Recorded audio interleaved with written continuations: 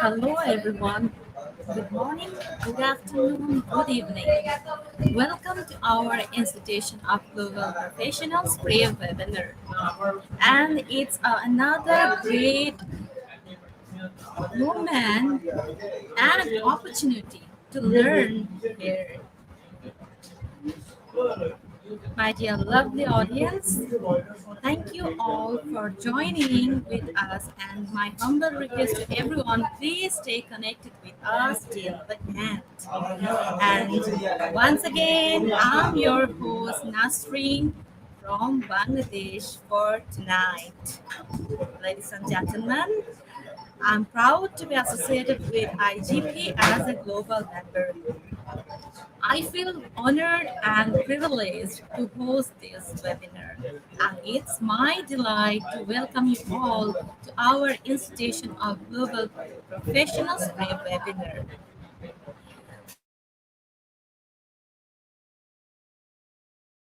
So, the program,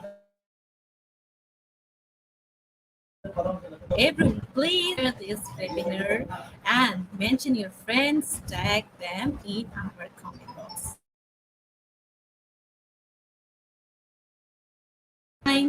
Facebook group,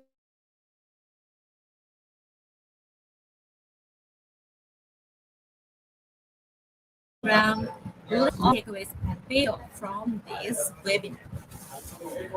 So let's learn together that power is gained by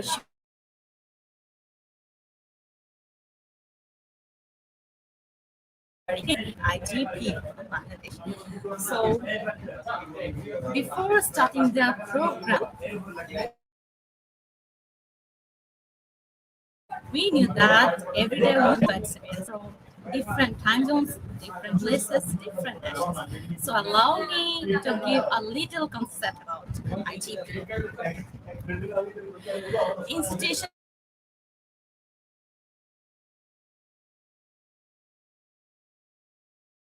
of global students and education for create a professional generation. IGP is leading on online skill development institute with thousands of learners worldwide. We make it get it able to use for every knowledge seeker to originate personality, more ambitious, make confident to face any circumstances, and develop own skills. We are entrusted with international recognition. Institute of Global Professionals is an educational institution provides social work. We believe that it's not effective to increase one's skills just by acquiring formal education. So we provide effective training and consultation to generate proficient generation all over the world. We organized our webinar training, offline, online courses, etc. by best and trained speakers, coaches from all over the world to create a best learning platform for you all. So our mission is to empower people and enhance. We have already successfully completed our 555 webinar, and today I'm presenting webinar number 556, and the topic is competence through Wakelet and research. So welcome all of you once again. So before starting the program, let me read some comments from our active participants. Right now, we have Ma'am Evelyn Perry who joined with us. We have Sir Dennis Surso. We have Ma'am Saya Kiangi. We have Innocent Dajan. We have Andrea John, Tan Liu, Joseph Marvelous Placer, and so many active participants who join right now with us. So thank you for joining, and don't forget to share, comment, and mention your friends in our comment box. So my dear lovely audience, tonight we have two honorable speakers with us in this webinar. So So, welcome our first speaker from Philippines, Sir Eric. Hi, Welcome, sir. thank you. How are you, sir? I'm doing good. How about you? I absolutely feel good to see you, and it's our honor to have you here. It's my honor. I'm so excited, to share my knowledge to our participants for this evening. So, you can start your presentation, sir. Sure. Right. Let me go ahead and share my presentation. All right. Thank you. All right. Good evening or good morning, everyone. So first, I'd like to get this opportunity to thank the IGP for giving us this opportunity to discuss and share our knowledge to our fellow educators. Of course, also to express my gratitude to our school's division superintendent, Jawandito Ricampo, CESA 6, to our principal, Carlos Alexander S. Rigon, Principal 3, and to all the teachers from SDO Las Piñas City and fellow educators around the globe. Thank you for supporting us this evening. Once again, my name is Eric Marilag from the Philippines. I am an ICT teacher of Las Piñas North National High School and one of the Wakelet ambassadors from Philippines. I am to discuss or to share with you about Wakelet. Most of us educators or teachers do a lot of things, right? We do some research, collecting of lesson references or resources like online videos, pictures, and many more. But sometimes we don't know where to keep those things and eventually forget it. But with Wakelet, where you know more because we can use Wakelet to organize and save our important notes or content, or we can create digital content. Okay. Before I start with my discussion, okay, I'd like first to um, know how are you feeling today. If right, for this, I'd like you to open a new browser on your laptop or computers or gadgets, and go to this site, classpoint.app, and enter the code 68155. Again, so you can open a new browser and type in on the address bar of your browser, classpoint.app, and enter the code 68155. I'd like to know how are you feeling today. Okay, so you can type in there your answers once you enter the class point. I hope everyone will participate in this activity. Were you able to join the class point? Can anyone confirm? All right, I have one participant. How about the other participants from this webinar? As far as I can see, we have 26 viewers, right? So I want everyone to participate in this activity. Right, I have two participants, so I'll wait for the others. Again, all you need to do is just to open a new browser, right, and type in the address bar of your browser, classpoint.app, and type in the class or enter the class code 68155. So I have now six participants. Okay, should I wait for the other participants?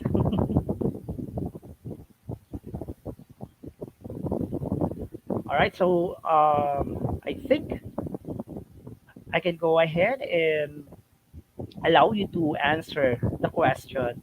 Again, all you need to just to type in one word, all right? How are you feeling today? Okay,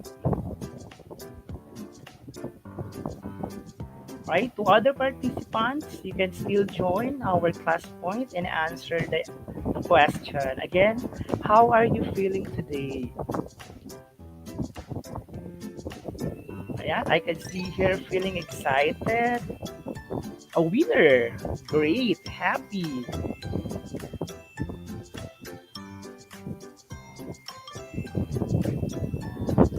Good. Feeling good. What else? Feeling interested. Oh, feeling tired. All right. So again, the code is 68155 for this class point.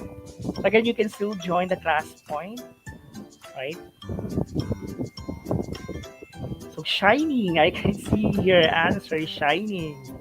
Shining maybe because you are inspired. Something happened very shiny today. Enthusiastic, are contented, innocent, in love, feeling in love.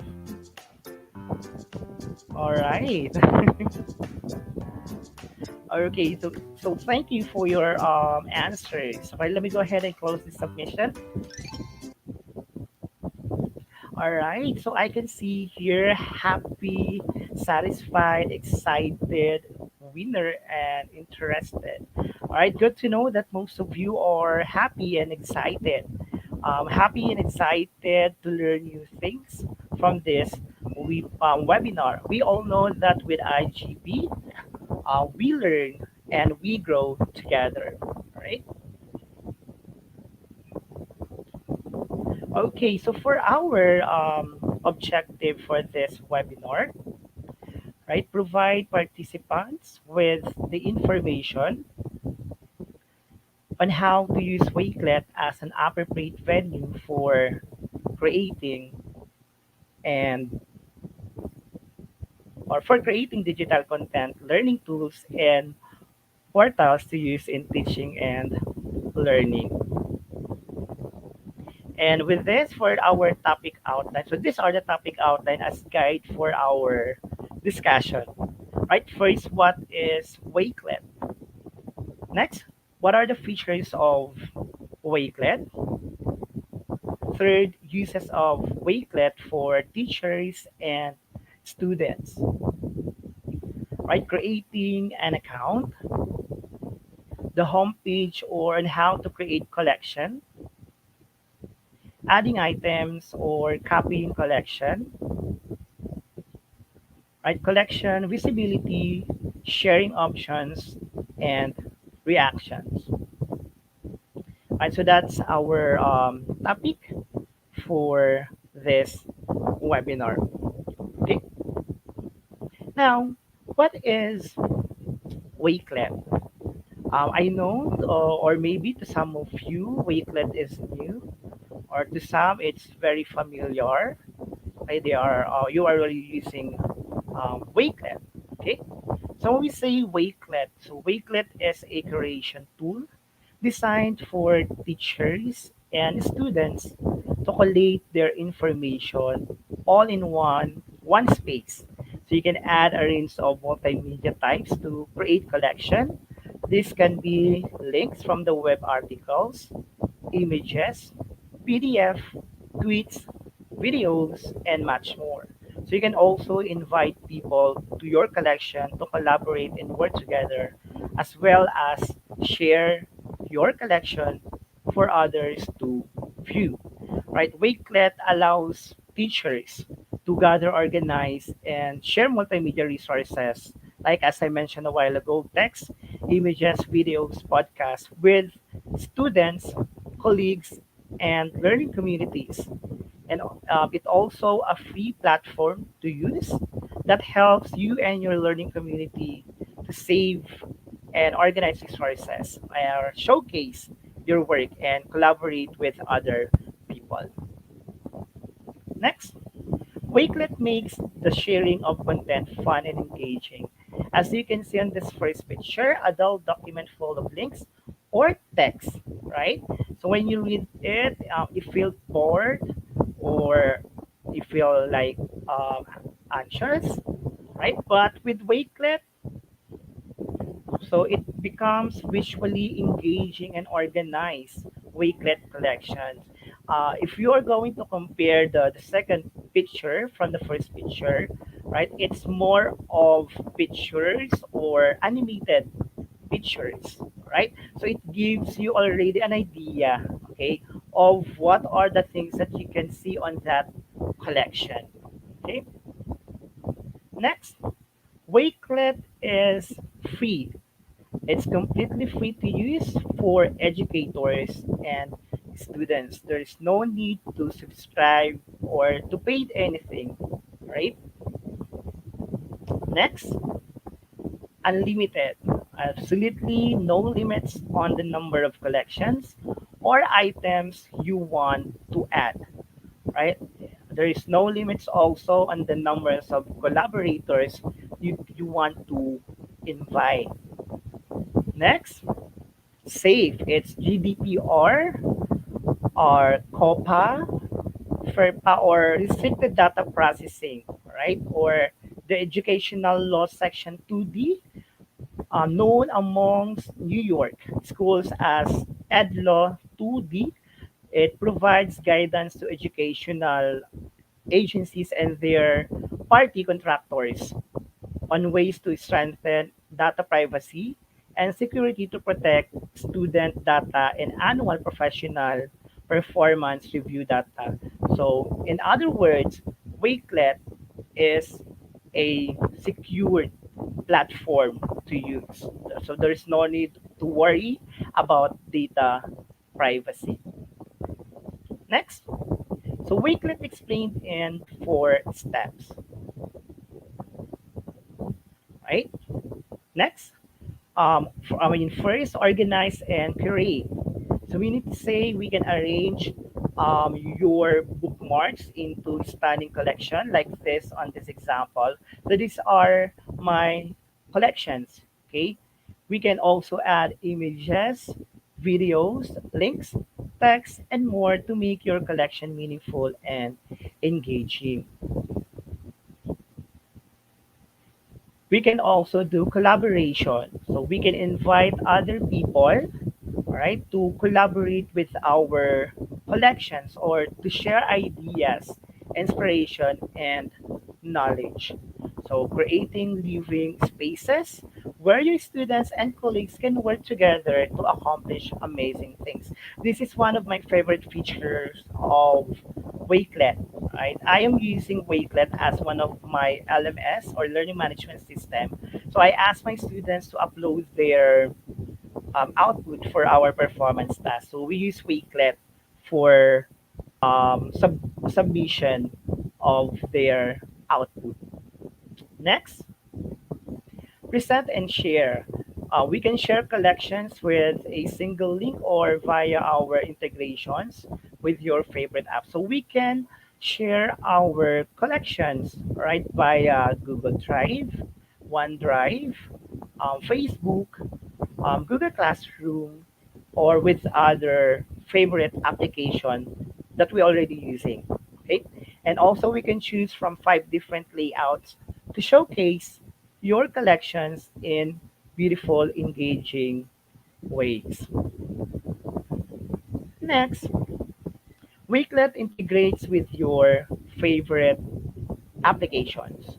So we need to say, all right, so we can use Wakelet across with the other platforms or applications. As you can see here, so we have the MS Teams, OneNote, browsers also, the Flipgrid, so we can also integrate Flipgrid, okay, Twitter, YouTube's, um, Facebook, Reddit, right, and other applications. So we integrated all your favorite apps and platforms to help you improve your workflow, add content, and share your collections easier.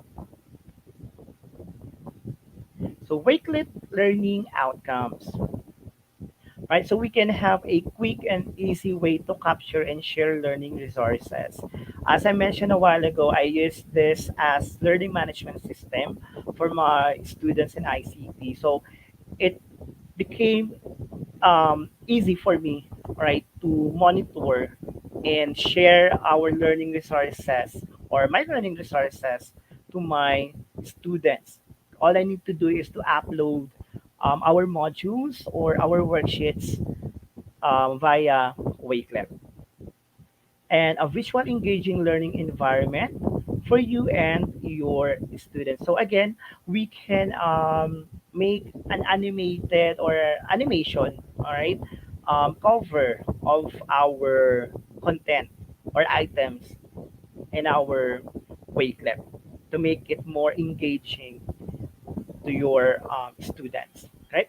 Next, streamline curriculum delivery, empower digital citizenship and digital skills for students. Of course, with the use of Wakelet, it's empower also the knowledge of our students or colleagues with regards to digital citizenship and improve their digital skills. The fastest and easiest way to collaborate on group projects. I also use this with my students for group activities. So it would be easier for them to share their ideas if there is like a research or things to do, all right, about a certain topic. So all they need to do is just to log into their Wakelet and have a collections of their group activities or answers. So it would be easier for them to get access to their collections. Next, it is also a fun way to improve student engagement and performance. We keep on looking for an application that would improve engagement of our students or performance of our students, right? So with this, Wakelet also is a great tool to use if we want to have a fun way, okay, to improve the engagement of our students. Right? So how can teachers use Wakelet? So Wakelet allows you to transform your learning materials and resources into engaging interactive collections that you can share with your learning community. Or a collection can be anything for anyone, like the newsletters, collecting resources, lesson planning. We can also upload or create our lesson plan using Wakelet to make it more, fun, or to make it um, e-lesson planning or lesson plan. Okay, and also documenting your PD. Here, I use Wakelet also for our daily MOVs or accomplishment report, so that I have a copy of our daily accomplishment report. And also, we can have interactive lessons since we can integrate some of applications, right? So it would help us to have an interactive lessons with our students, right? And it also can have group research with your PLN or class. How can students use Wakelet? Right, so we're done with the uses of Wakelet for teachers. Now, for the students, so students of any age can use Wakelet to enhance their 21st century skills, collaboration, critical thinking, communication, creativity, and creation, and showcase their work in engaging ways. So, educators can import their classes to Wakelet, creating safe and secure accounts for their students creative, to get more creative. So educators have full transparency to what the students is creating, and only the educator can view the profile. So with this again, because of the Ed Law 2D of New York, again, all of the collections or content that we created in Wakelet are secured or safe. So there is no worry, right, about their collections that can be hacked by other people. Okay, students can also use Wakelet to complete assignments, enhance their digital research, and even create visual portfolios that showcase their best moments and accomplishment from their time at school. They can take it into their later life. So again, with this, they can use we can use this as learning management system. Okay, so the students can do their assignments if you uploaded their assignments via Wakelet, or you can ask your students to create their digital portfolios. Me, I have their digital portfolios or individual digital portfolios. Again, assignment submission, classroom discussion. So we can have also classroom discussion via Wakelet. All you need to do is if you have your video lesson, so all you need to do is to upload it in Wakelet so that the students, if you have their asynchronous session, so the students can get access to your video lesson, right? And have like a discussion also, so you can um, upload questions that needs to be answered by our students, and we can give a group research also, project research assignments and digital portfolios. Here are other things or amazing ways to use Wakelet. So with this we can use Wakelet like from um, break to grade 8. I mean, we have meet the teacher, so we can have an activity in a Wakelet on how to meet the teacher.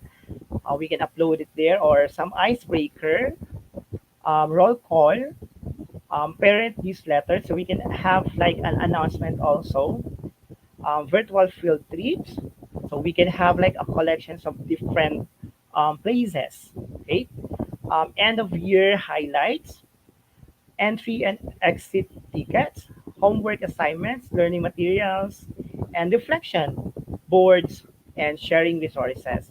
For high school, so we can use Wakelet like class introduction and icebreakers in spaces. So for this, as an example, I use this Wakelet for our class introduction. So I asked them to create a short video about about them. All right. So they need to upload it in Wakelet so that I can see and check their output easily.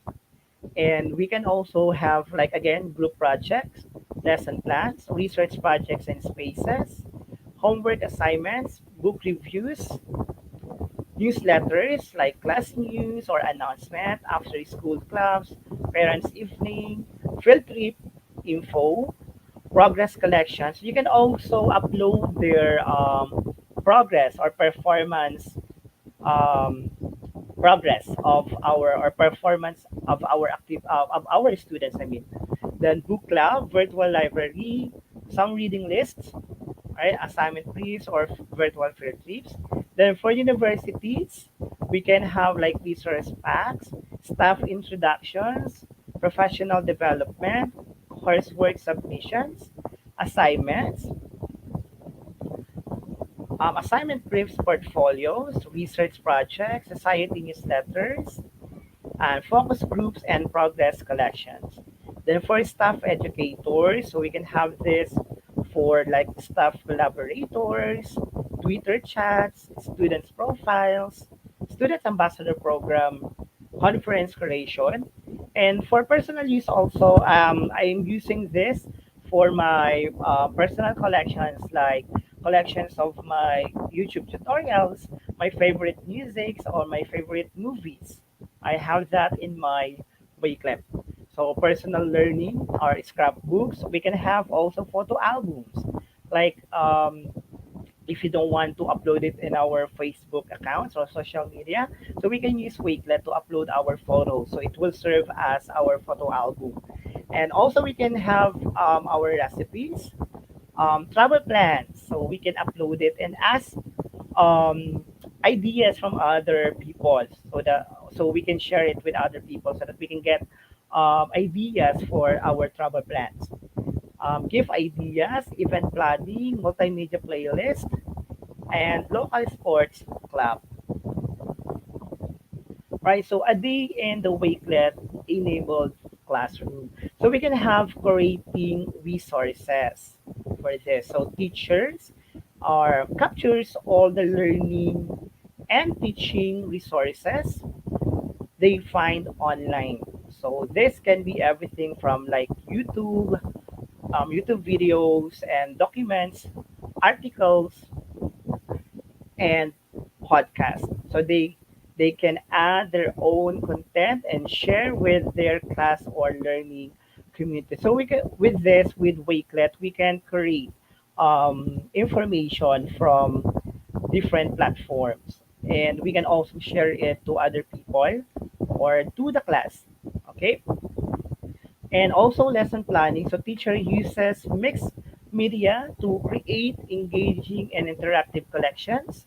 So they combine their own content and instruction along with media from across the web to create meaningful lesson plans to share with their students however or whatever they like. So with this, I use this Wakelet. So my lesson plan is also uploaded in Wakelet so that my students will be guided, all right, on how to do or use our, how to do our lesson for today. Next, student assignment. So teachers wants to challenge the students, digital research, storytelling, communication, or critical thinking skills.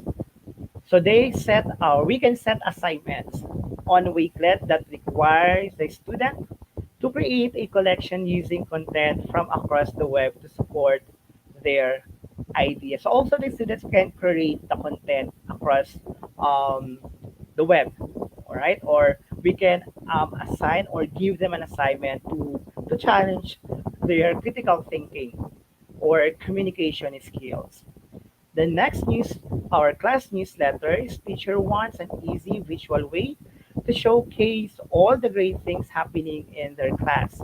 So they can save all the best tweets, photos, success stories that the student have been learning that week into a beautiful Wakelet collection to share with the school community.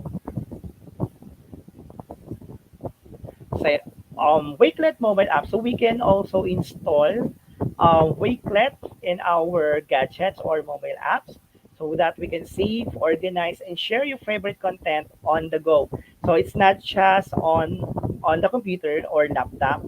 So we can have also our Wakelet through our mobile phones. Okay. The next, right? Get started by signing up at wakelet.com. So first thing you need to do is to sign up. All right. So you have to create your account. The next, create or be creative. Okay, build some amazing collections and content from across the web. Then after that, you can share or invite others to collaborate and share your stunning collections with the world. So with this, I'm going to show you the homepage, all right, where your collections live. So with this is my homepage, all right. So with this, we can create collections. So this is where the magic happens. So your home area is where you create collections of content or anything you like, or you can view your content, or you can create spaces. So with this, let me go ahead and show you the real Wakelet. All right, hold on. Okay. All right. So this is our Wakelet homepage. So by default, you can only see, all right, once you are a new user of Wakelet. So you can see there your name here. Here is my name, and this one. the create a new collection button. So by default, that's the only thing that you can see. Okay. So with this, in my example, this is my Wakelet collection, or this is my Wakelet profile. As you can see, I had a lot of collections already on my Wakelet profile. Okay. Right. How to create your first collection. Okay. So first, you need to create new collection, or click this button to create your new collection. All right. So with this, see, it will pop up or open a new window, or I have a new window.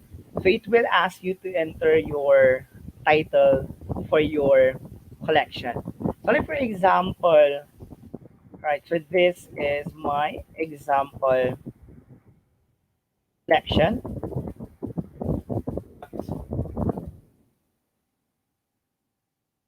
collection for IGP. Okay. With this, we can add um, web address or URL. Okay. We can add items like paste a link.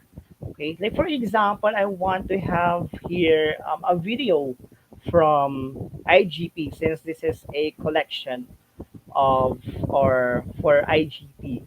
So for example, I'll go to Google, I mean YouTube, and search for any video from IGP.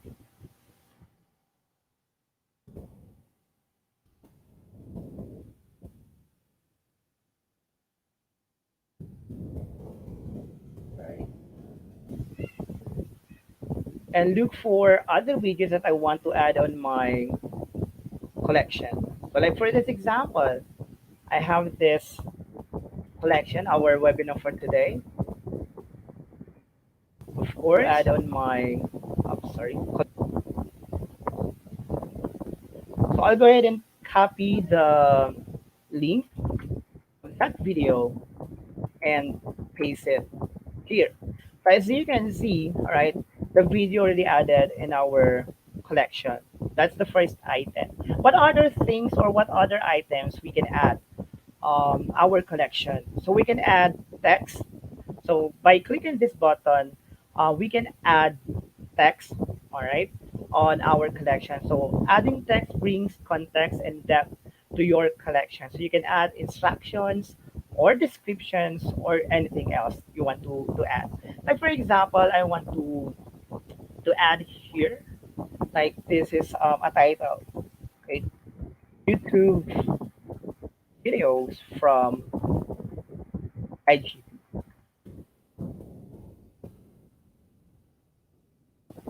Right? So there. So we can say this will be my title. Okay. We can also add like a description here. Okay, about the video. Okay, so you just have to click the plus icon and click adding text if you want to add more text. And other thing that we can add on our collections is uploading photos. So we can upload photos and pictures from your computer, or choose from available HD image library from Wakelet. For example, I'm going to upload an image from my computer. I'm going to upload my photo slide of my presentation here. So I just have to click or select the picture that I want to add on my collection.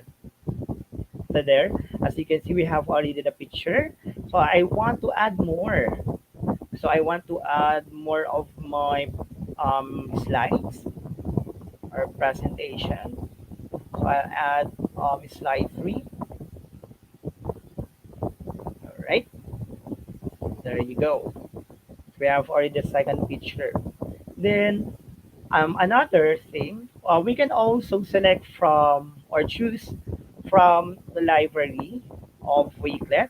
So you can just search for the picture that you want to add. For example, I want to add this.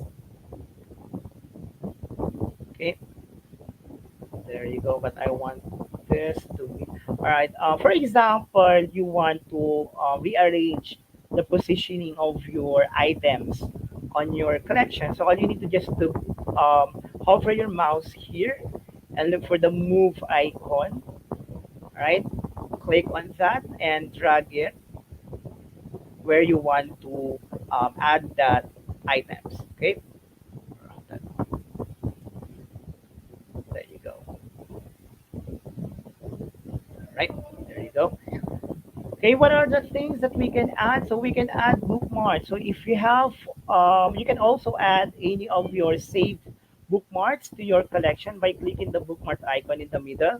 So this is the bookmark icon. Let me, hold on. Let me just go ahead and this one. All right. So this is the bookmark icon. So if you want to, if you have your saved bookmark collections in your profile, so you can click this, right?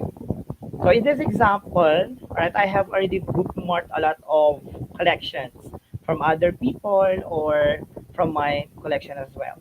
So here I want to add this Wakelet as an intervention and action research from one of the ambassadors of Wakelet from the Philippines. So I'm going to add it there in my collection,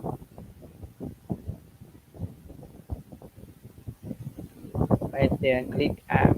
So as you can see, it's added in our collection. Right. Another thing, another item that we can add in our collections is we can upload PDF. Okay, we can upload PDFs by pressing the PDF button and select the document from your device's storage. So let's look for a PDF file. Like for this example, I have here a PDF file module. So I'm going to use this as an example. All right. So here, if you are planning to use this Wakelet as your learning management system, so you need to um, convert your presentation into a PDF file so that you can upload it in Wakelet, right? So it will take long, right, to upload in our collections.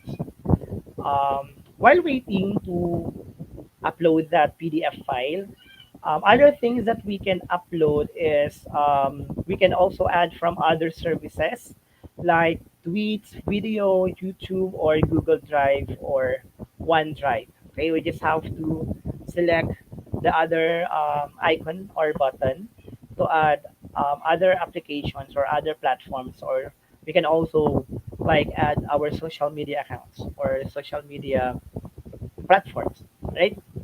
So there, so we've already the PDF file. So when you click this button, right, this one, okay, so it will give us more options, okay.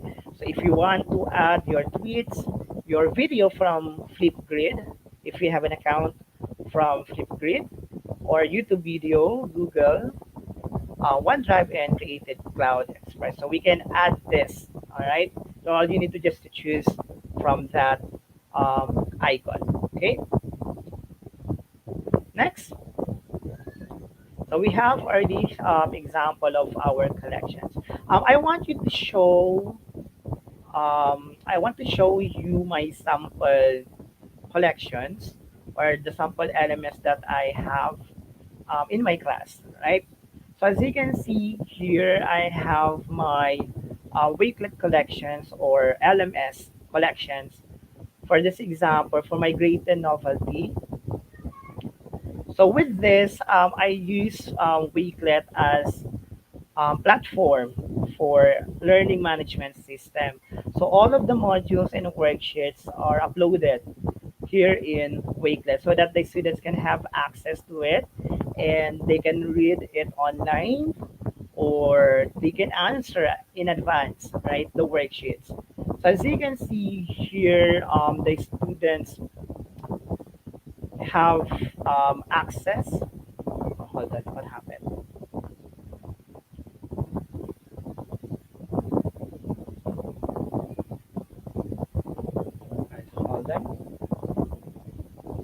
it's not showing the entire collections.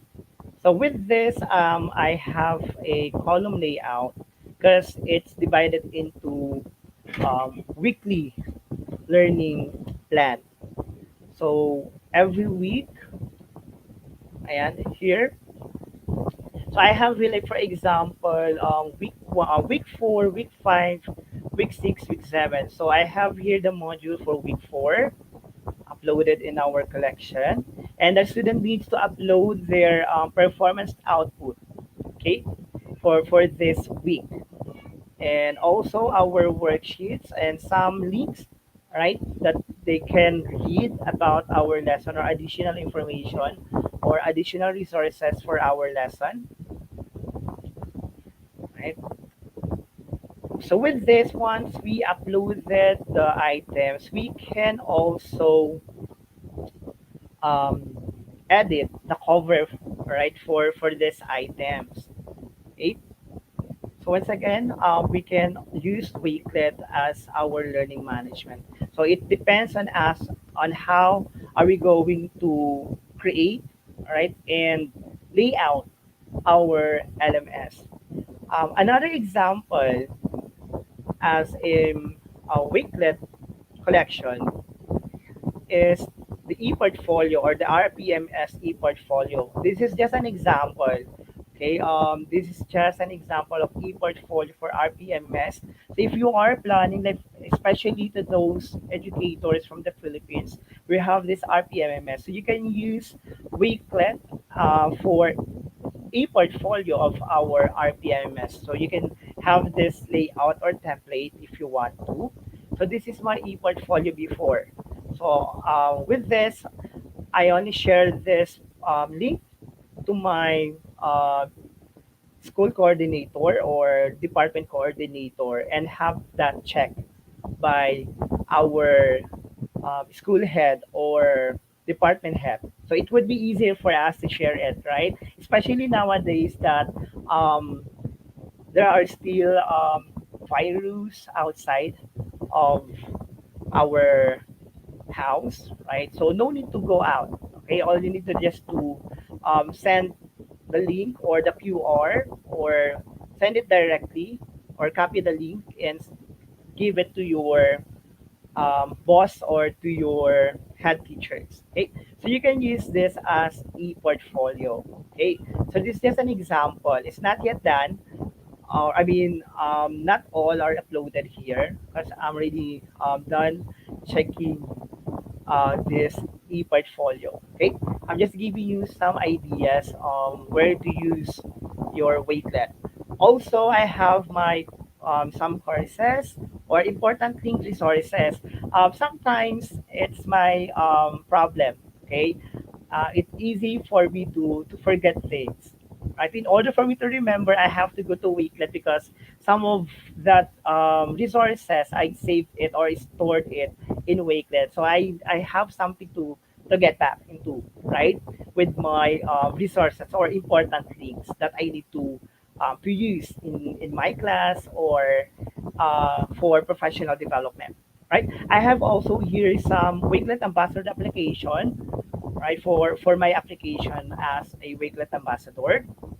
Next, here another examples of LMS for my subject. Okay, and also I have here my daily MOVs or accomplishment report. All right, so that it could be easier for me to get access to some of my daily accomplishment reports. So this is for the month of October. All right, so I have here some of my photos, right, so that I can share this to my school head or department head of our TLE department. Okay, or I have also some backup, right? So if I have any problem with my computer and my head asks me to submit some MOVs or accomplishment report, even without the laptop, I have it here in my mobile phone, right? So it could be easy for me to share it to my department head. Also, I have some guides or beginners guide to Wakelet resources. You can check on that. okay, or some weekly planner, and some Google Classroom tutorials or empowerment technology PowerPoint. So if you are teaching empowerment technology for senior high school, so you can use this some PowerPoint that I created before. It's uploaded in my Wakelet, right? And another thing, okay, so with Wakelet, again, we can create a lot of things, all right? It depends on you, on how are you going to use Wakelet, okay? So once you create the Wakelet, again, let me just go back. Hold on. Okay, for this example, as you can see, it doesn't have a cover photo. So if you want to personalize your collection, so you can go to this icon right on the right left upper left of your Wakelet environment. You can select this, right? So we can use different layout. So we have the media layout, which is the default, by the way. That's the layout media. Compact, so it's just like a smaller version, thumbnail of our items or collections. Or we can have in a grid view there, or we can have mood board there, or in a column layout, right? So if you want to add a cover image of your collection, so you can click this, okay? So you can upload, like for example, I'm going to upload here this. Um, Hold on, let me go ahead and look for the picture, right? So for the example, I'm going to upload this as a cover photo for my collection, okay? I hope you are learning from my talk today. There you go. So we have already the cover image for our collection. Another thing, if you want to have a background, by default, the background color is white. But if you want to make it more personalized or make it interesting, so you can change the background. Okay. Hold on. So if you want to change the background, you can click here. Wait, we have the photo. I hold on. I can see it here. Here, background image. So all you need to do is to upload, or you can choose from library, right? Okay, you just need to choose the background that you want to use for your Wakelet collection. So here I want to have this background color or background picture, for example. All right, there you go. So again, we can have a background. Okay, what else? With this, we can also change the cell. We can copy collection, or by um, by choosing this button, right? We are allowing other people to copy our collection. Okay, so we can add or copy the other collections that you have already on your Wakelet. For this example, Wakelet ambassador. So we for already copied in our collection. Or we can also move collection. Here for the advanced, if we enable this, okay, so it allow others to make a copy of your collection. So if you want to share this and have them copy our collection, you need to enable this allow copy collection, right? All right, how to share this collection? Let me go ahead and use the other collection that I had before here. All right, so for example, I want this to share. Okay, so I'm going to click this. All right. By the way, by default, um, the viewing default of our collection is in a private mode. So if you want to make it in public, you just have to change this. All right, you have to change this in public, meaning to say, um, anyone with the link or anyone who visited our collections or our Wakelet profile can see these collections. For unlisted, we need to say only those people with the link can view this collection. Sometimes I use this to my students so that not all can have access to our collections or to our learning management system. So only those or only my students have the access from that collection. So I'm going to make this in public so that you can have access to it and get this PowerPoint presentation. So I'll go ahead and copy and share this to you guys.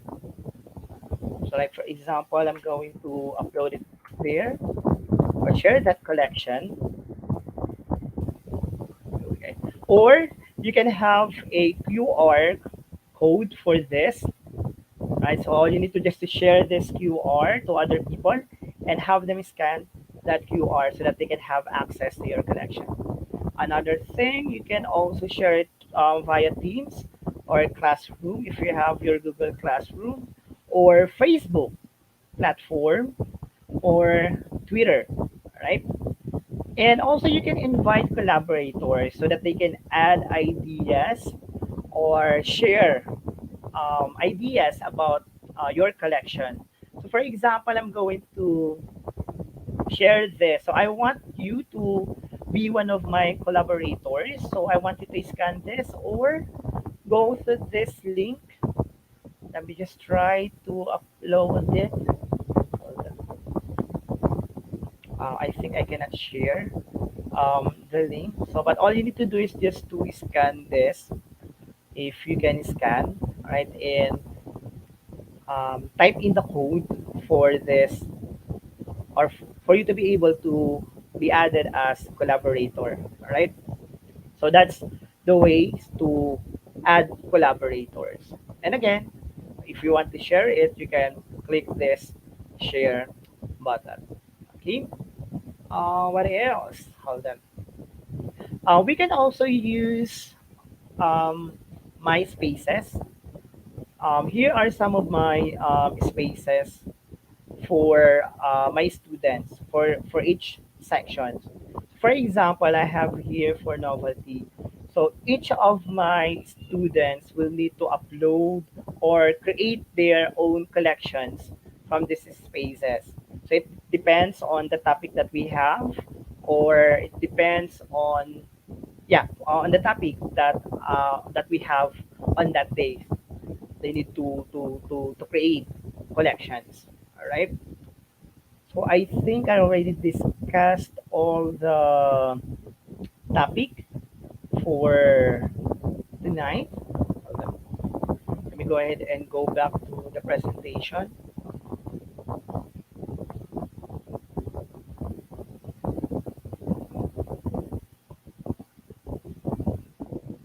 I hope you are learning something or getting some knowledge or ideas on how to use Wakelet. Okay, here. All right. Okay. So again, you can also use Wakelet to present your content. So like for this example, I want to present my PowerPoint presentation with you. So I'm going to select this, all right, and present it to you. Okay. I think, yep, already done. All right, so I think that's all. I already discussed everything about an introduction to Wakelet, right? So you can use this unique code, right, for you to get a Wakelet certificate, all right? Or you can go to this address, this one, bit.ly or bit.ly/ Wakelet session feedback, or use this QR code. So if you have time, you can scan this and give some feedbacks about the discussion on Wakelet. All right. Again, you just have to use this unique code Manilag48647 in order for you to get a Wakelet certificate for this session. Okay. And also, I'd like to promote some of my social media for Wakelet. All you need to do is to search at Sir underscore Eric09. All right. If you want to follow me on Wakelet. And also, you can subscribe to my YouTube channel and Facebook page. So all you need to just to um, go to this URL or link. Okay. All right. So that's it for our session about Wakelet. Thank you very much for staying with me and watching and listening to my discussion. Thank you so much, sir, for sharing your great experience and sharing your great all of us. And definitely, I'm going to subscribe your channel tonight. Thank you.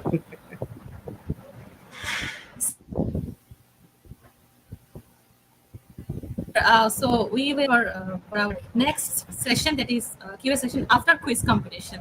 So we will meet again. Thank you, sir. I'll see you soon.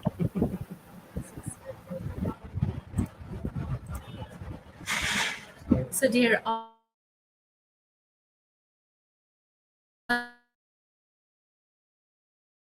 our second speak. So let's welcome. Welcome, sir. Good evening. Hello, good evening also. Good evening to all participants that we have here. How are you, So, sir? I'm excited also, same with So Sir nice to Eric, see you because again.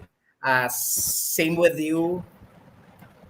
S- s-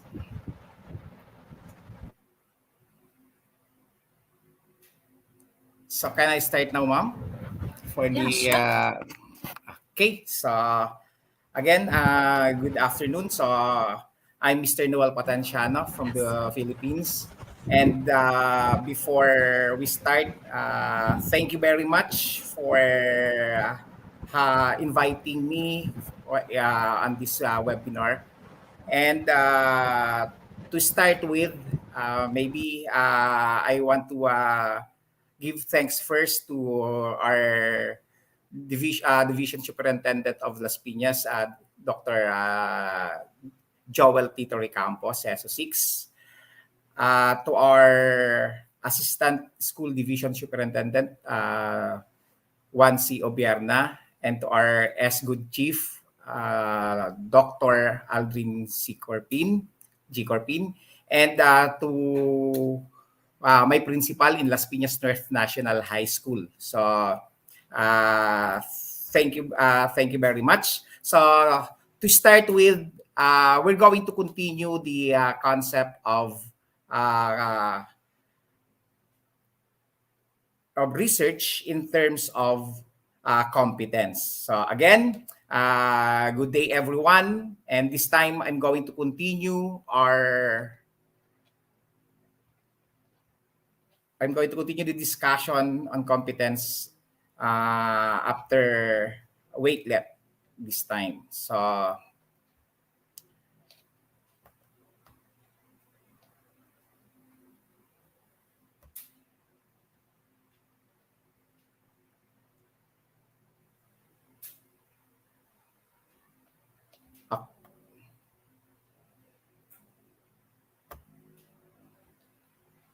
okay, so the topic that we're going to discuss is all about statistical analysis using SPSS on basic research.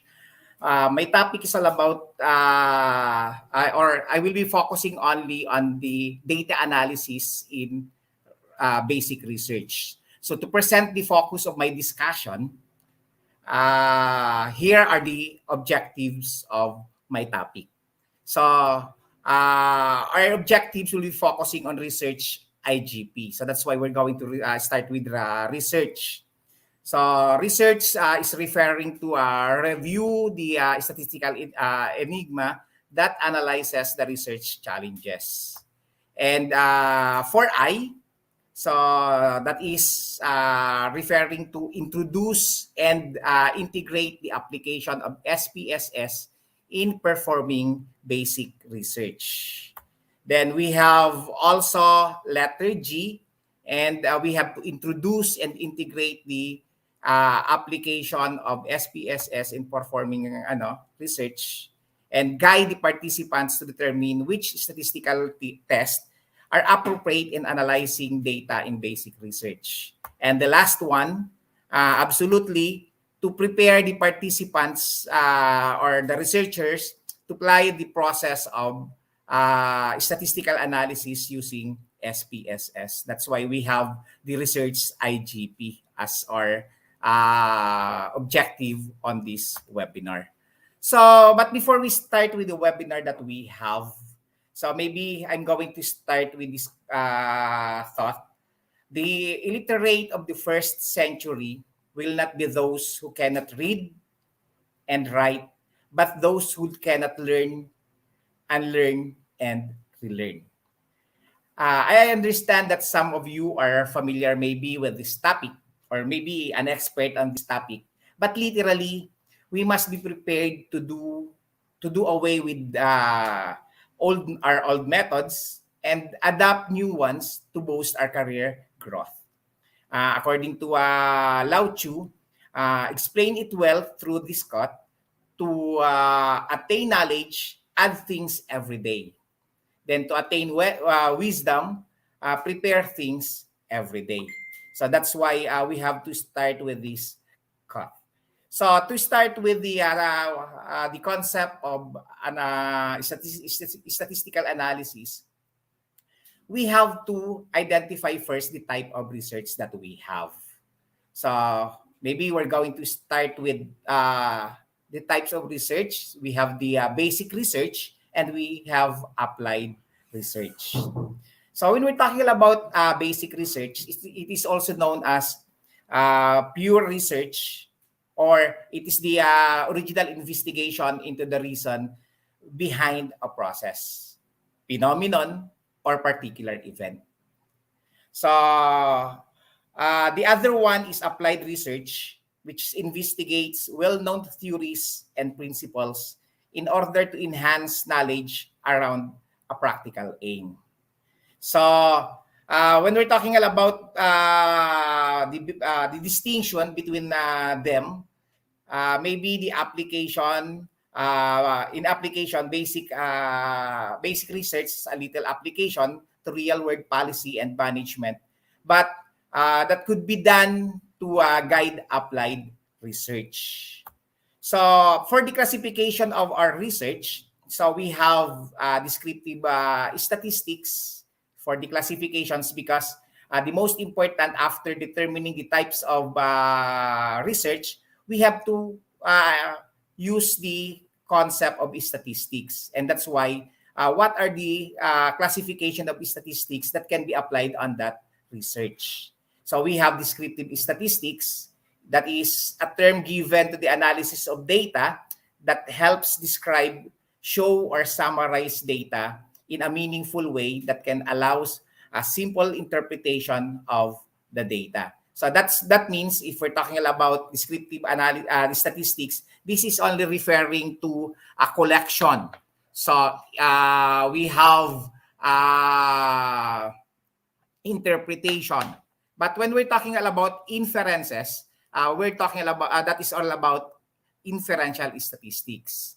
It takes data from a sample and make inferences about the larger population from which the sample was drawn. So let us start now with the because those are the review or the basic concept before we start what statistical analysis is.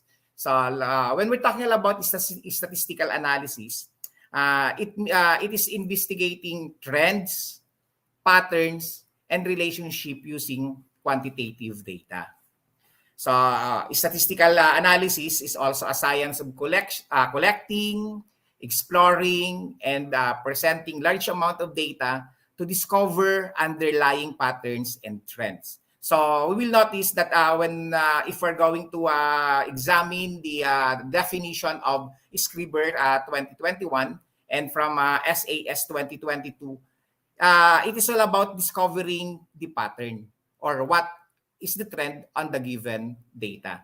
At the same time, according to Science Direct 2022, statistical analysis is concerned with the organization and interpretation of data according to well-defined, systematic, mathematical procedures and rules. So therefore, this is also referring to our scientific experimentations. So that's why we have here now, it is very important to determine the statistical analysis in the given research. Now, why do we analyze data? So, because this is the most important, that's why when we have our statistical analysis, the main concept of this is we are analyzing data. And the purpose of analyzing the data is to obtain usable and useful information. So that means we have to get the data from the experiment that we have to make it usable and useful information. So the analysis, irrespective or whether the data is qualitative or quantitative. So because we have two types of data that we have. So from quantitative or qualitative, we have to describe and summarize the data, and we have to identify also the relationship between variables, comparing variables, identifying the difference between variables, and the most important is to forecast the outcomes. Now, from that point of view, the most important is how to analyze those data, or what is the guide of a basic researcher in getting statistical analysis on a basic research. So to summarize, so these are the guides of statistical analysis in basic research. So the first one, the most important, is you have to write first your hypothesis. And from that hypothesis, I understand that when we are doing research in chapter 1 of our research, the most important there is the hypothesis that we have. And in the basic research, that is the statement of the problem. And then from that statement of the problem, we have to identify our hypothesis. And from that, we have to plan your research design. Because after having the hypothesis taken from the research, we have to plan what applicable research design are we going to apply. And then we have to collect data from the sample. That is the second step or the second guide. And from after collecting, we have different methods. We have different processes in collecting the data from the sample. And after that, we have to summarize those data using descriptive statistics. Because in the basic research, we are just using the two types of statistics as what I've said before. And the other one is the inferential statistics. After summarizing the data using the descriptive statistics, we have to test the hypothesis, or we have to make an inferential,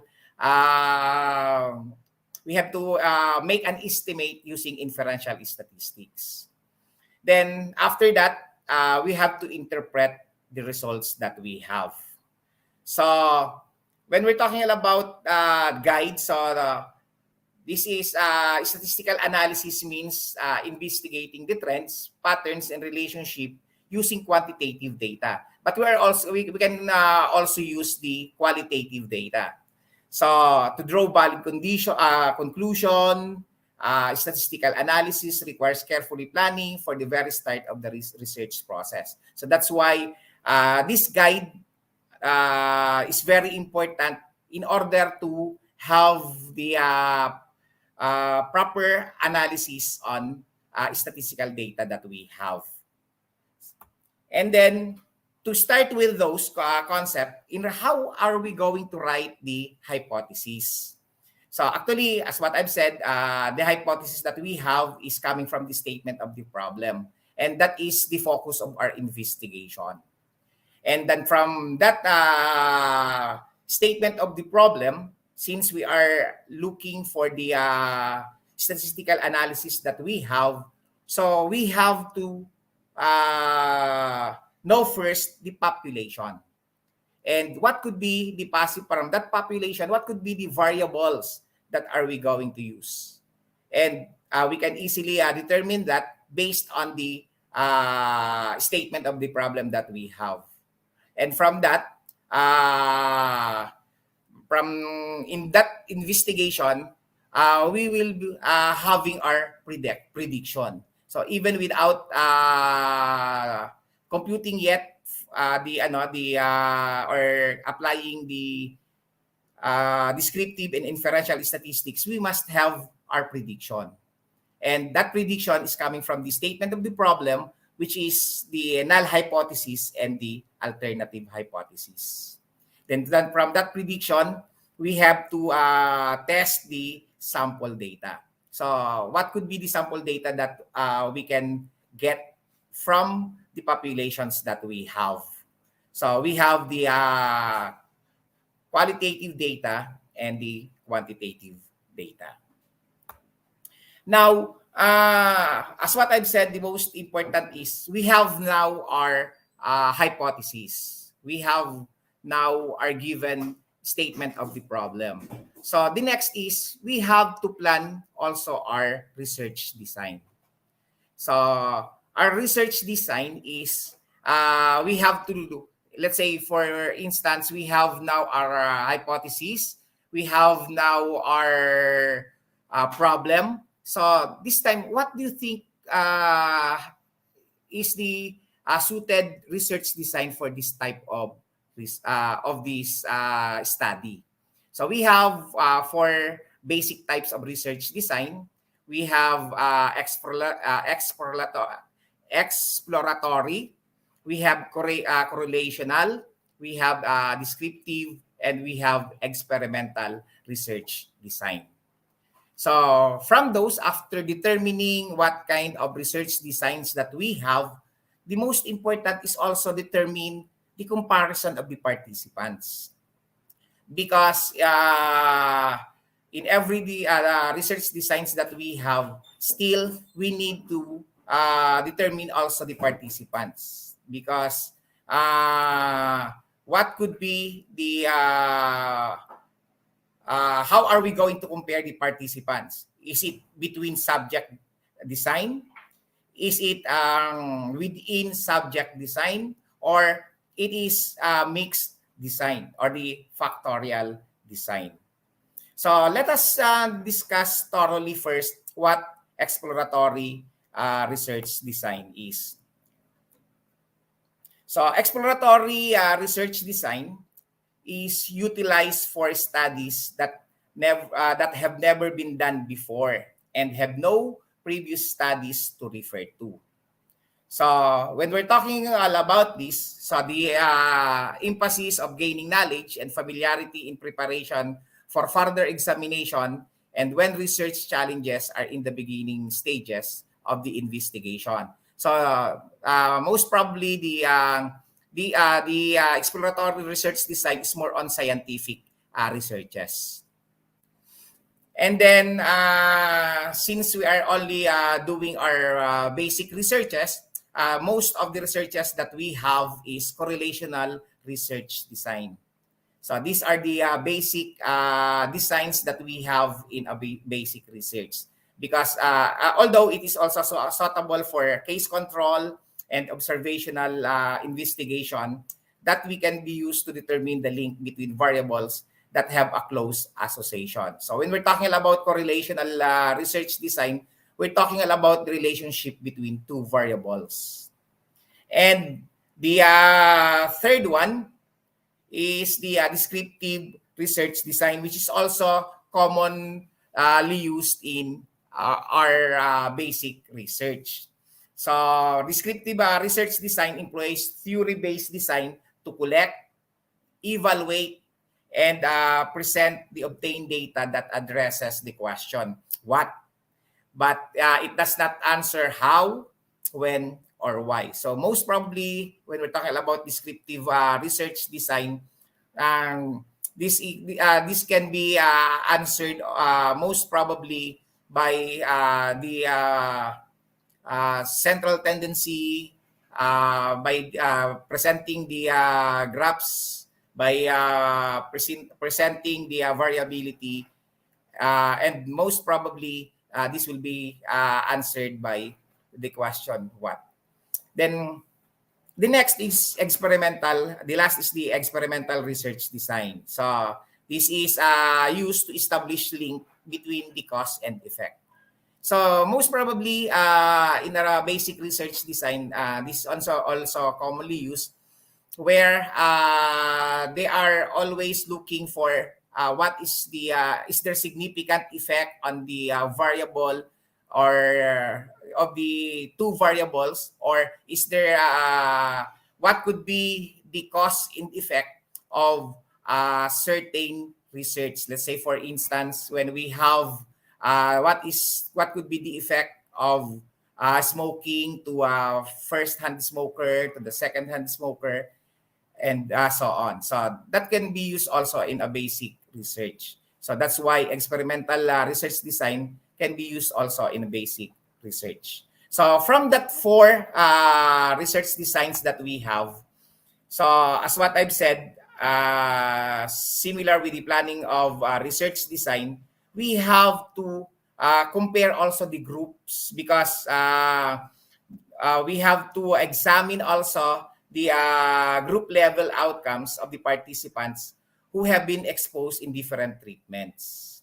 So is it different treatments? It is same participants with different treatments, or it could be a mixed design. So in this case, most probably, in order to determine those designs, we need to determine also what data could be used in our research, because the research designs that we have will be based on categorical on the data that we have, or the variable that we have. So we have two types of data. So we have categorical data. So the categorical data represents grouping. This may be nominal or ordinal. So when we're talking about ordinal, so that can be, the example of that is gender, or male or female. So that is a nominal, which represents which does not represent number. So when we're talking about groupings, or when we're talking about value or non-numerical value, so that could be categorical data, or it could be an ordinal. So let's say for instance the first, if you're having the we have Likert scale, so that's an example of an ordinal. And the last one is we have quantitative data. So when we have quantitative data, it represents amount. This may be an interval scale or ratio scale. So these are the these are the data that represents a number, or we have a numerical value. And then based on that, after having those data that we have, the most important is how are we going to collect those data. So from that point of view, so we need to get first the participants in the given research. Before having those data that we have, how are we going to get those data from the participants that we have? So absolutely, we have to do sampling method. So when we're talking about sampling method, so we have two main approaches in selecting a sample. So because from those sample or from those possible respondents that we have in our research, the most important is to get first the participants. And how are we going to get those participants? Because those participants will give us the data that we are going to determine whether that is categorical uh, or quantitative. So we have two types of probability. We have two types of sampling, which are probability sampling, and the other one is non-probability sampling. When we're talking about probability sampling, so every member of the population has a chance of being selected for this study through random selection. So that's why we have random sampling. So these are the type of probability sampling. Then we have also non-probability sampling that could be selected using, let's say, for purposive sampling. So these are the or convenience sampling. These are the type of non-probability sampling. And then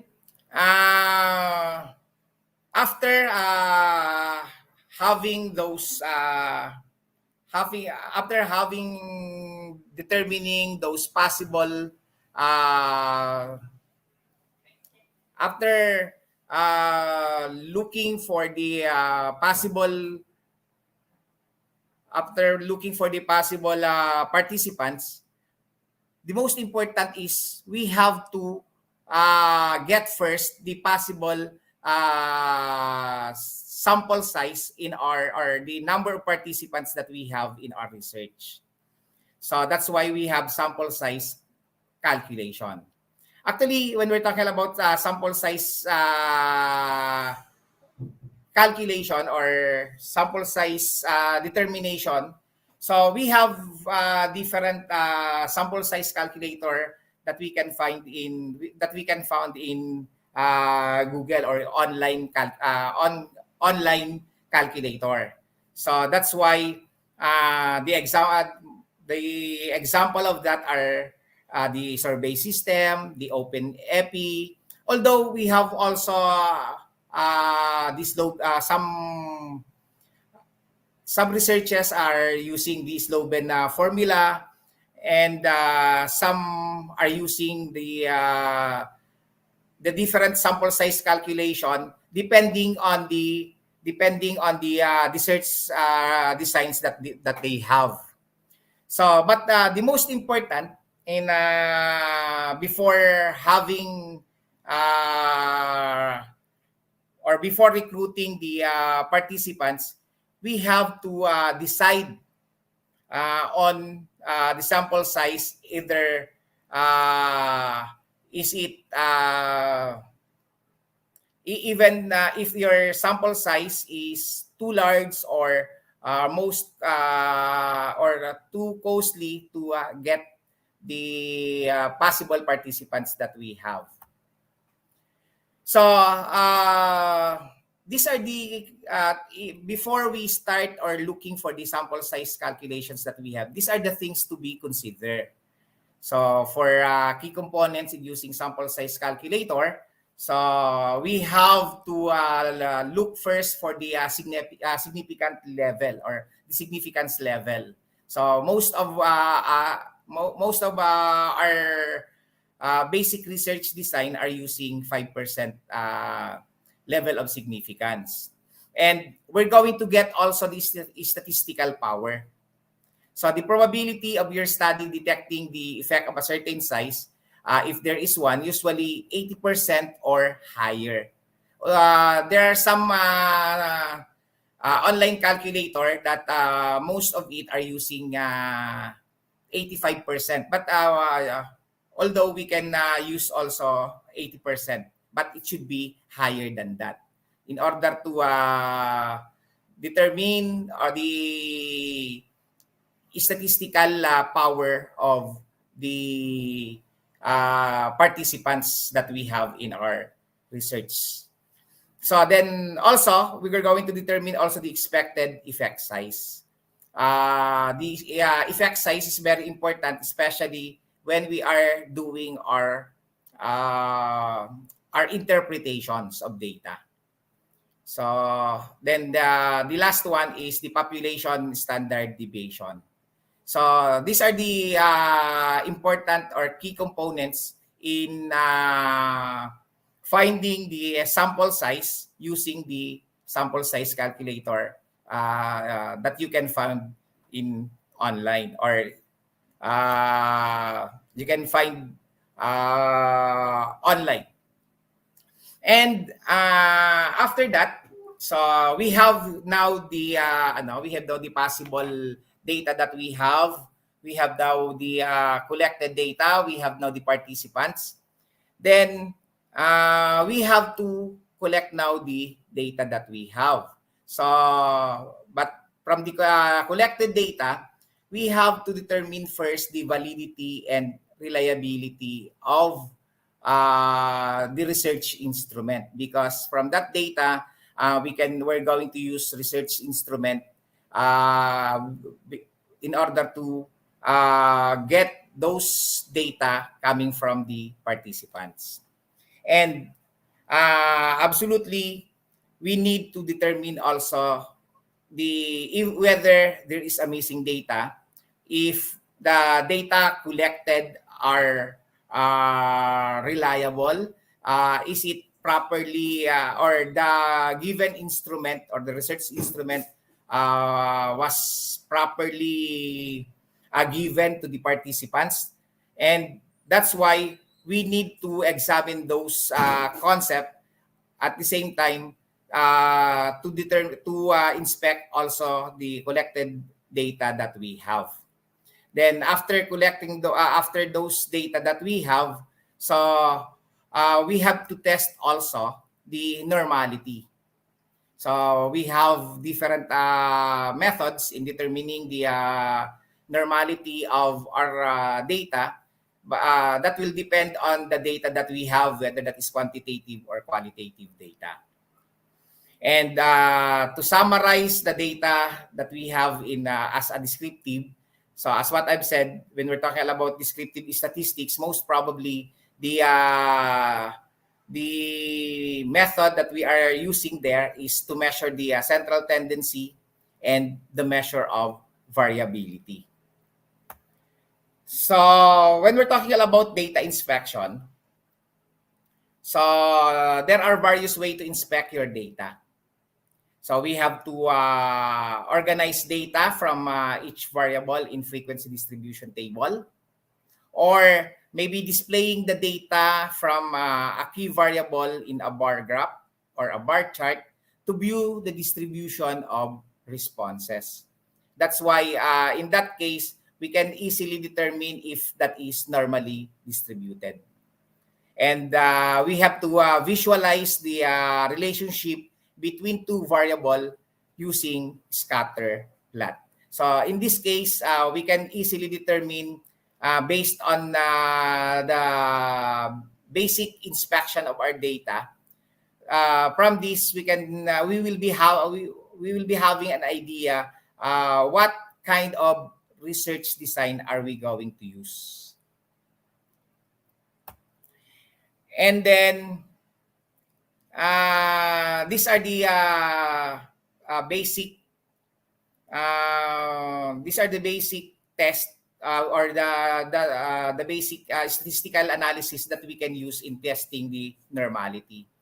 We have the box plot, we have the histogram, the QQ plot, and we have also a Sapiro Wilk test. We have Kolmogorov Smerov test. So these are the different statistical tests that we can use in determining the normality of our data, collected data. So I understand that most of you are familiar with the measure of central tendency.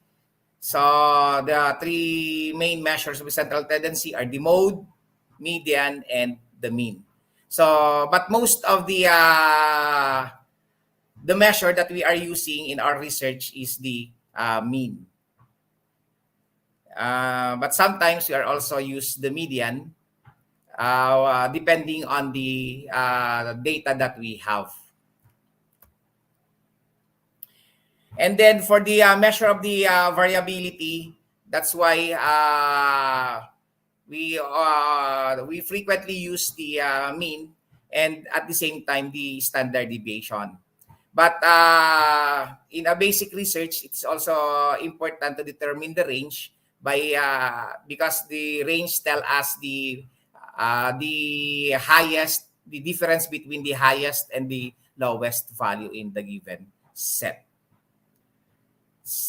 The when we're talking about interquartile range, we are using the interquartile range when we have to use the data, or we're going to get the value in terms of the median.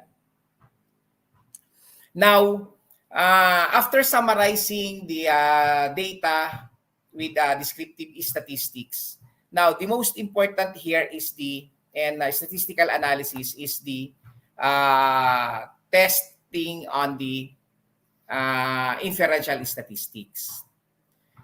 So when we're talking all about inferential statistics, the most important is to do first estimation, because the most important, the basic concept on estimation is the method of inferences.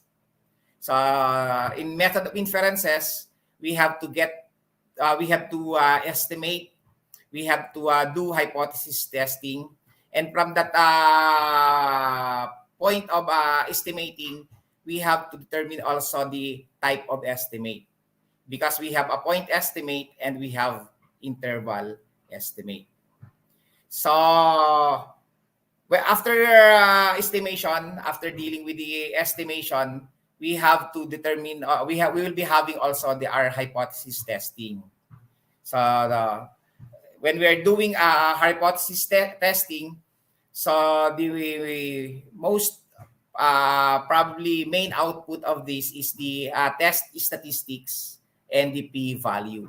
The p-value will tell us whether there is a significant difference between the two compared variables. And absolutely, this is the most important, the statistical test. So to familiarize, we have only three types of statistical test or in a basic research, because although we have a lot of statisticals that we have, but mostly the most common statistical test that we are using in basic research is the comparison test, the regression test, and the correlation test. So in a type of estimate in population parameter from the sample statistics, the main reason that we have the point estimate, or the value that represent your best guess and the exact parameter, because we need to determine this, because we're going to consider the sample statistics a point estimate for the population parameter when we are going to represent the sample. So the interval estimate is the range of values that represent your best guess where the parameter lies. That's why in interval estimate, we are using the we are using the level of significance. And then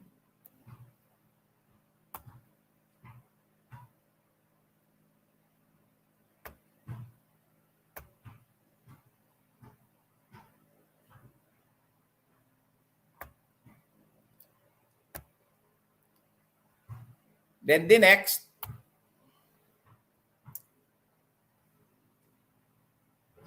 I'm sorry, it's stopped.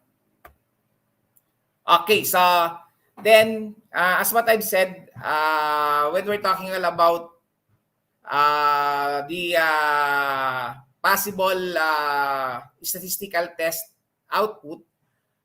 The test statistics tell us how much the data differ from the null hypothesis of the test. So these are referring to when we have the R values, we have T values, we have the F values. So those are the test statistics that we have.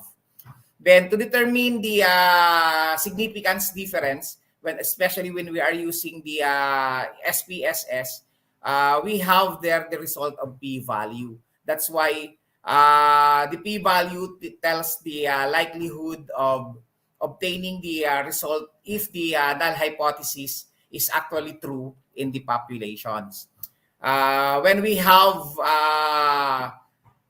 p-value of 0.05 and if that is less than 0.05, that's why we have to reject the null hypothesis because the p-value tells us the percentage or the likelihood of obtaining the result if the null hypothesis is true or not.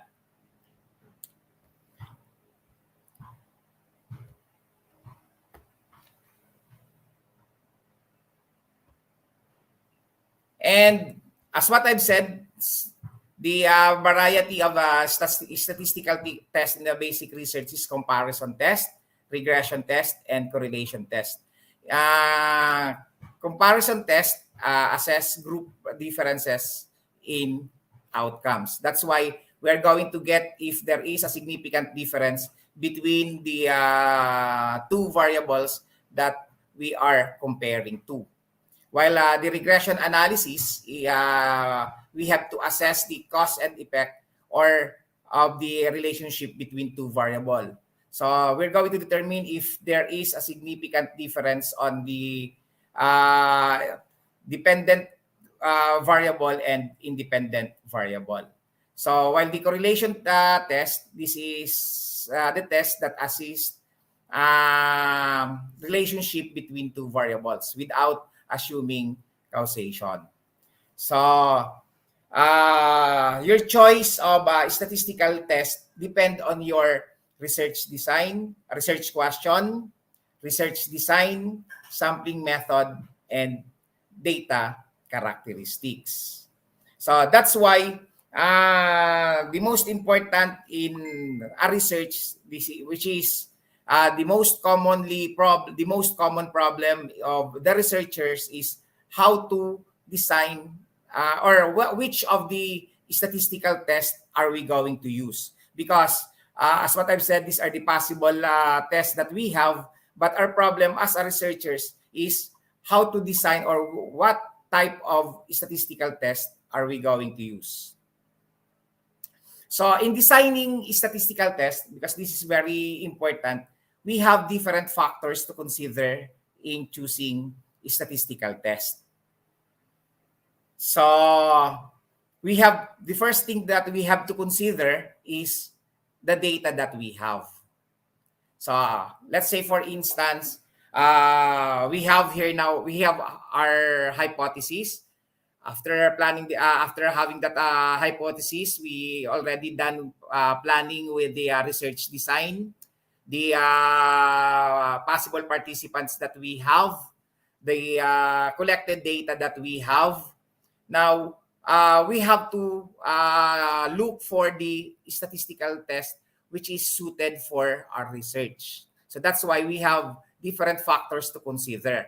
And these are the data, the what data that we're going to look for the research that we have, and what is the type of data that we have, or the sample data, and what is the purpose, or what is on the hypothesis on the given research.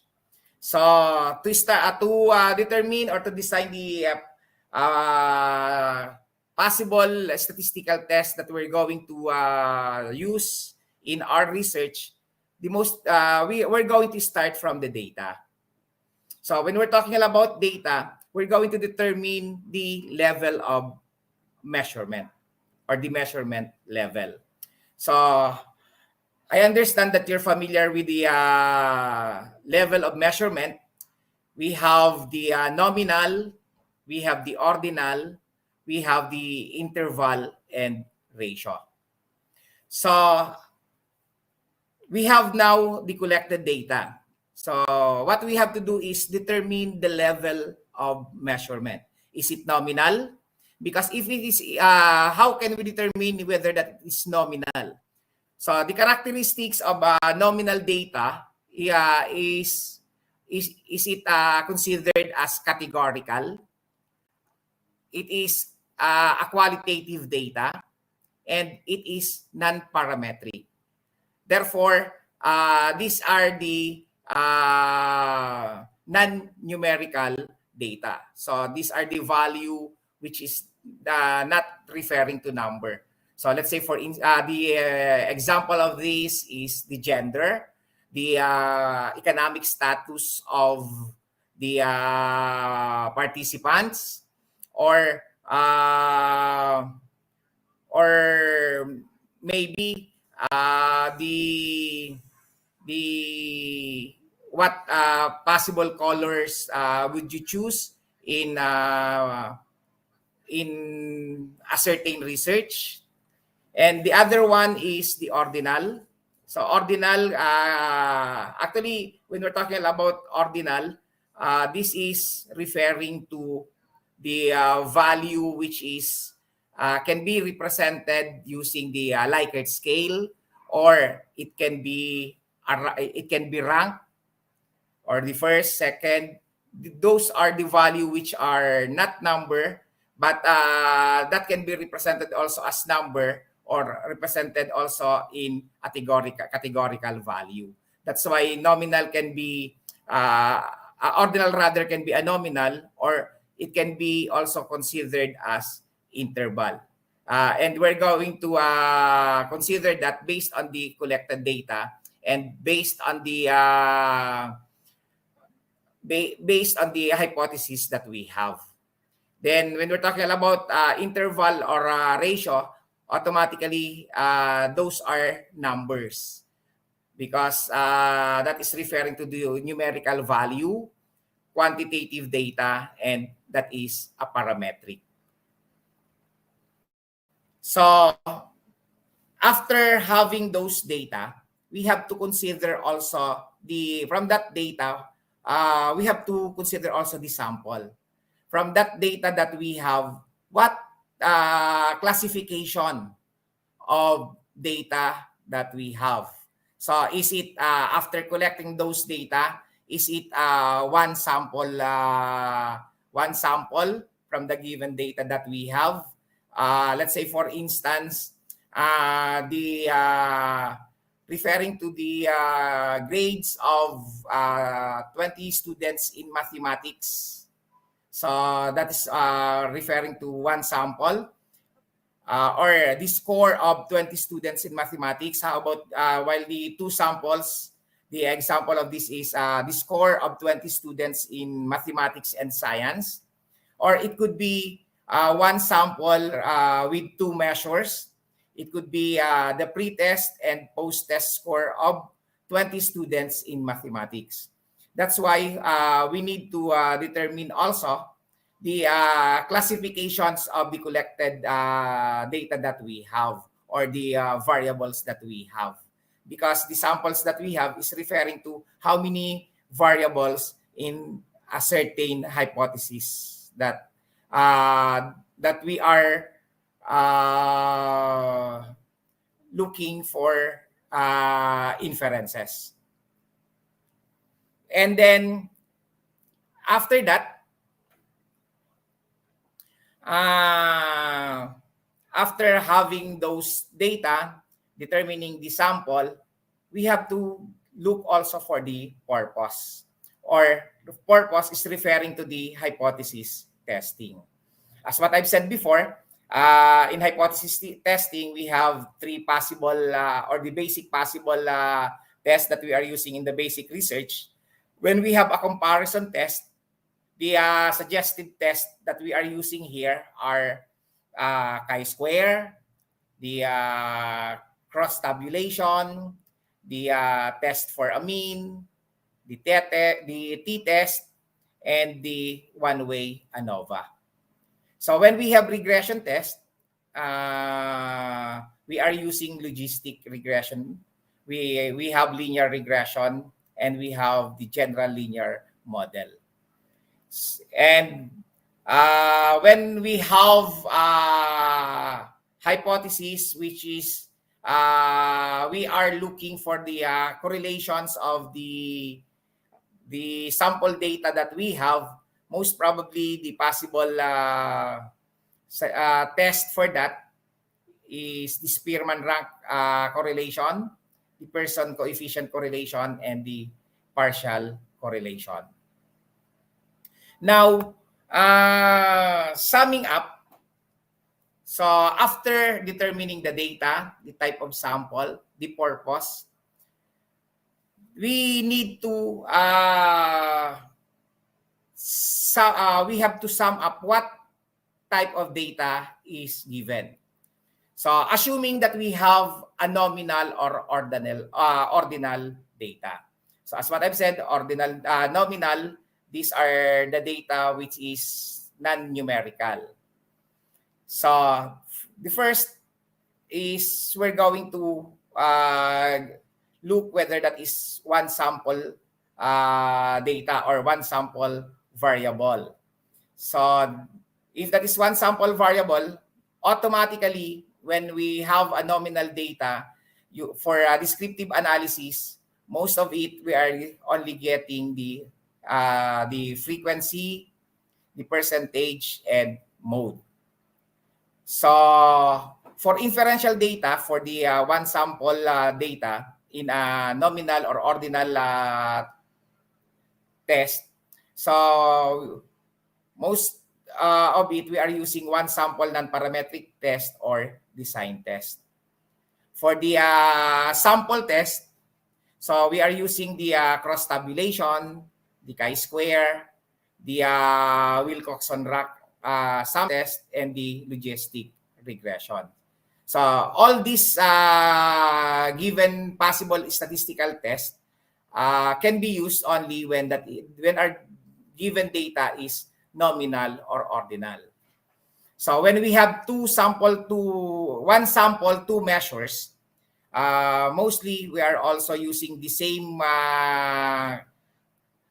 statistical test that we are using in two sample, but depending on the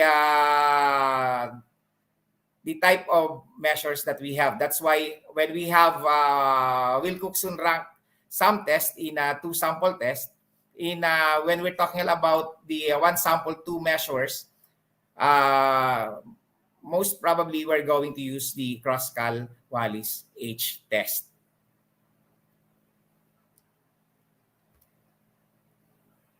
So those are possible tests that we are going to use when we have ordinal or when we have nominal or ordinal. How about when we have interval or ratio?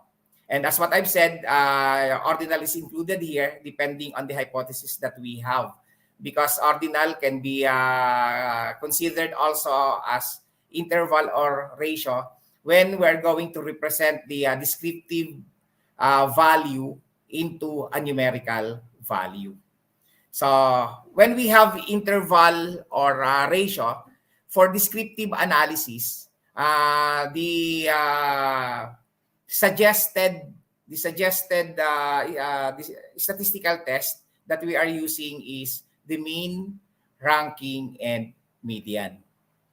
For inferential analysis, for one sample, so that's why we have one sample for testing on the significant difference using one sample variable, we are using one sample t-test or the test for amine. When for the two samples, we are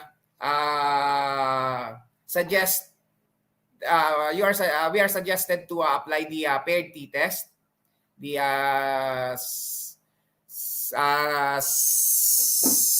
simple ANOVA, then the person or Spearman correlation, then the simple linear regression. But and sometimes Spearman correlation is also can be applied in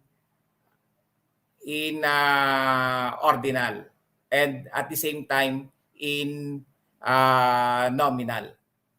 So for one sample, two measures, we have independent t-test, then we have also MANOVA, we have person or Spearman correlations, and multiple linear regression.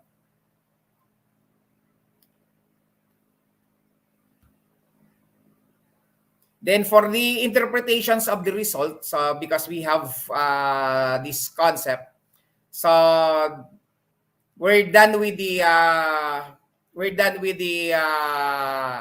computations. The most important after those summarizing the descriptive statistics and the inferential statistics.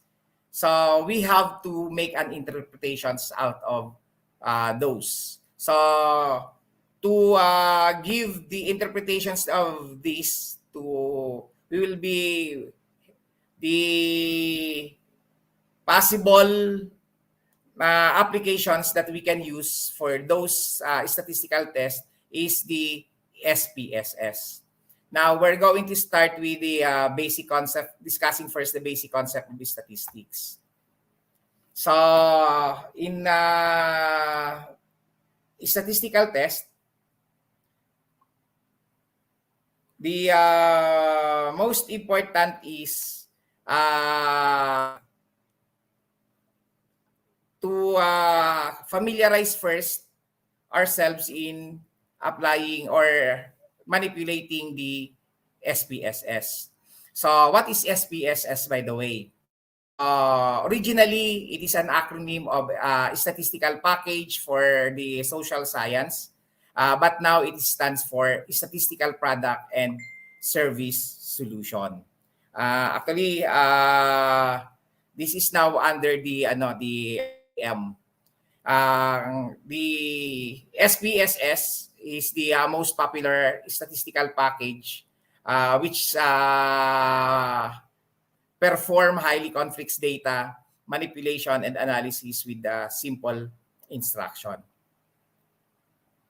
So let us start now with the SPSS. I understand that maybe most of you are not familiar with the SPSS, but when we have an application for the SPSS, the first thing, if we're going to open the SPSS, this is the default windows that we have. We have two sheets in the given window. We have the data view and we have the variable view. So how are we going to import data from Excel going to SPSS? So the first thing that we have to do is open the SPSS. So after opening the SPSS, we will notice that we have there the, as what I've said, we have the data view and we have the variable view. And if we're going to click the file, and we have to choose the location of the Excel file that we have. So because the first thing that we have to do is the collected data that we have is we're going to record that first in an Excel file. Or because it's quite hard to record those data in an SPSS.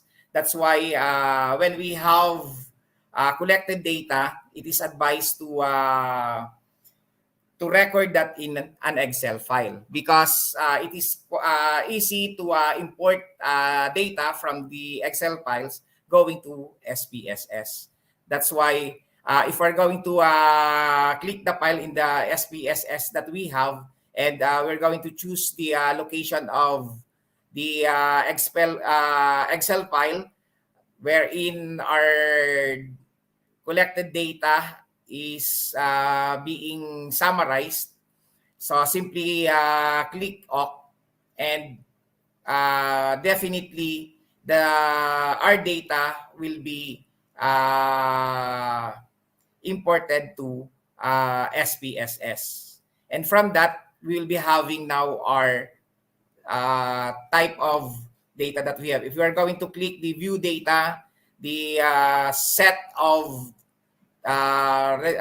collected data will be seen. And if we have the variable data, we can determine the types, the type of data that we have, the classification of data that we have. Then the next,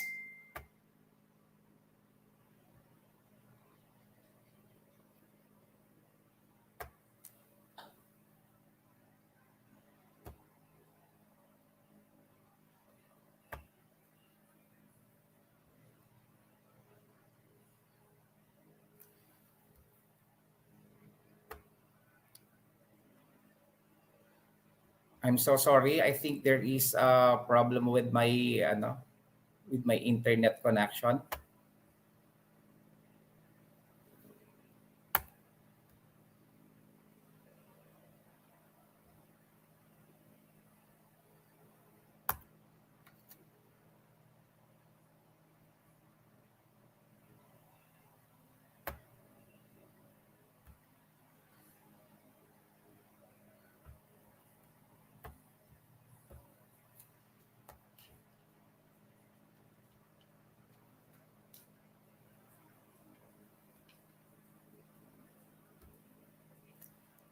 Okay, so let us have some application.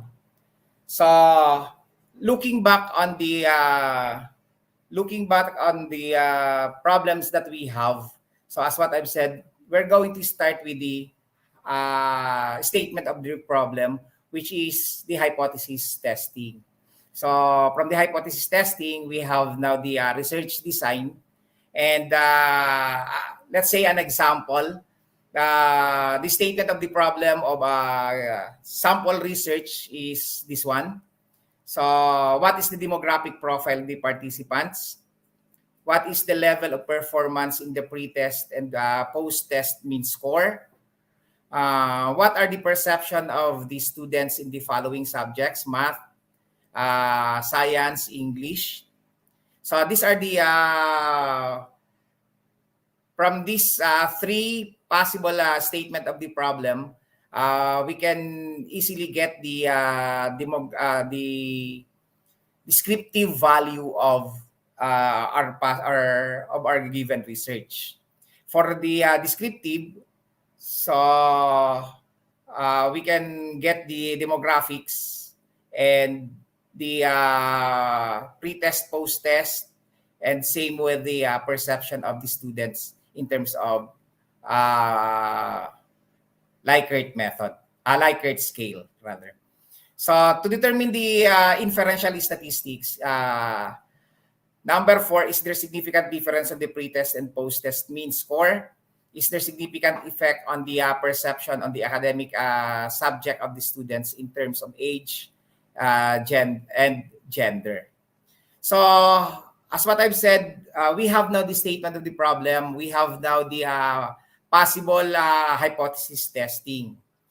So this time we're going to determine what research design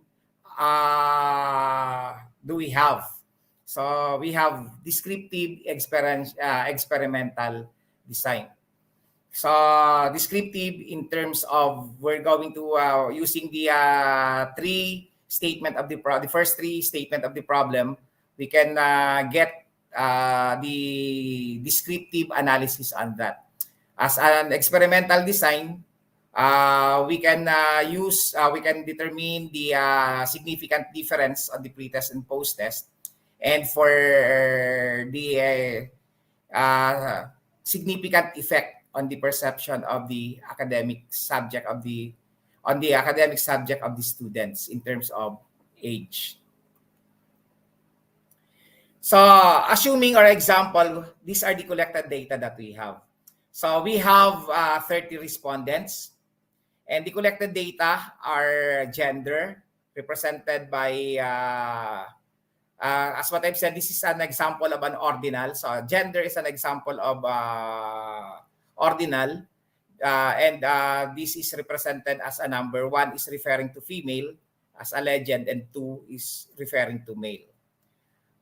For age, these are the example of this is an example of ratio. This is an example of ratio. And for the pre-test and post-test, this is an example of interval. For the grades in math and grades in science is an example of the ratio.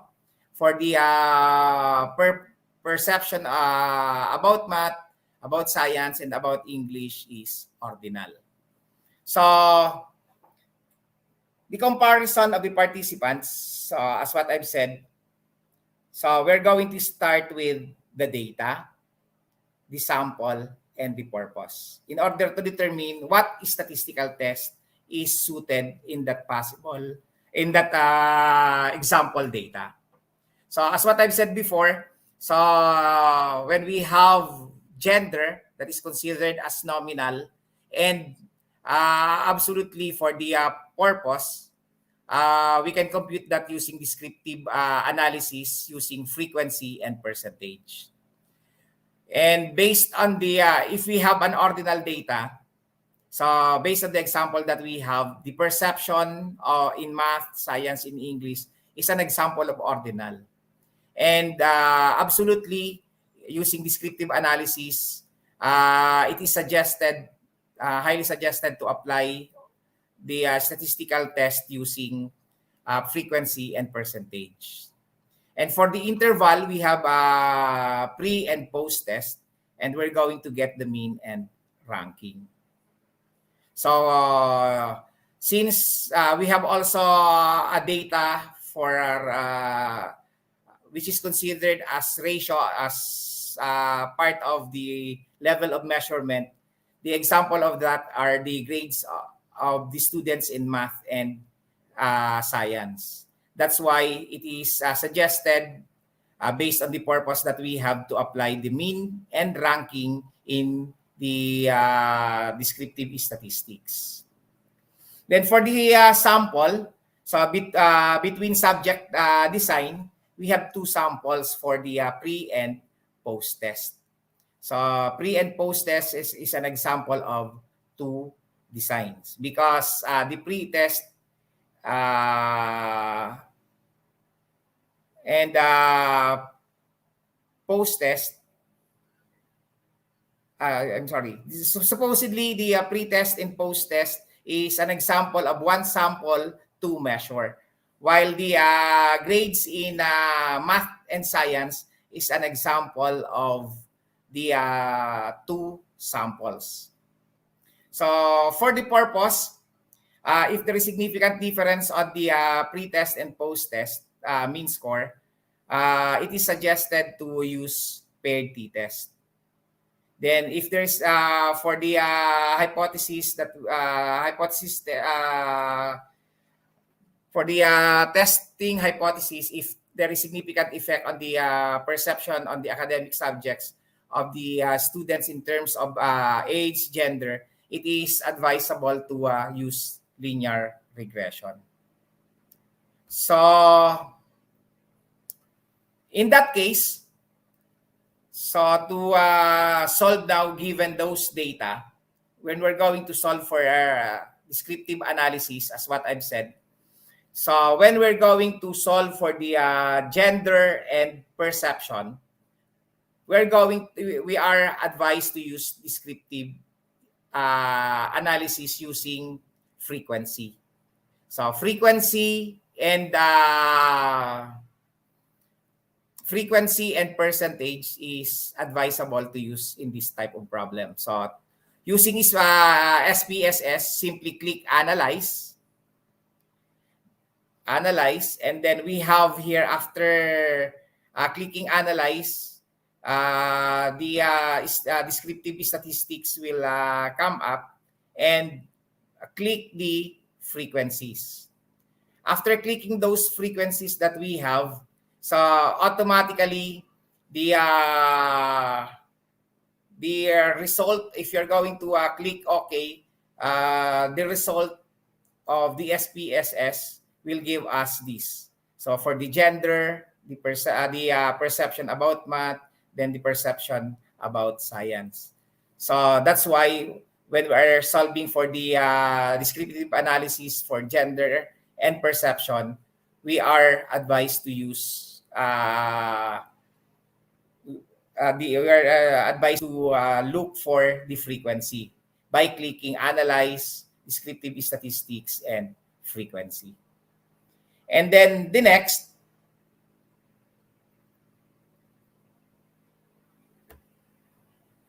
so we have also given data in terms of age, pre-test and post-test, grades in math and science. It is advisable to use mean and ranking in this type of problem, especially when we are looking for the descriptive analysis, because these data are numerical data, which are considered as ratio and interval. And then the process in solving for this is we have to look for the mean, median, and mode. But here we're going to use the mean. To look for the mean using the SPSS, we have to click first the analyze. Same with the for solving the frequencies, then descriptive statistics. Now you're going to click the descriptive. Then after that, you're going to choose the age, pre-test, post-test, the grades and math and science, and click OK, and automatically the result of the result value, or the result sheet for the SPSS will give us this result.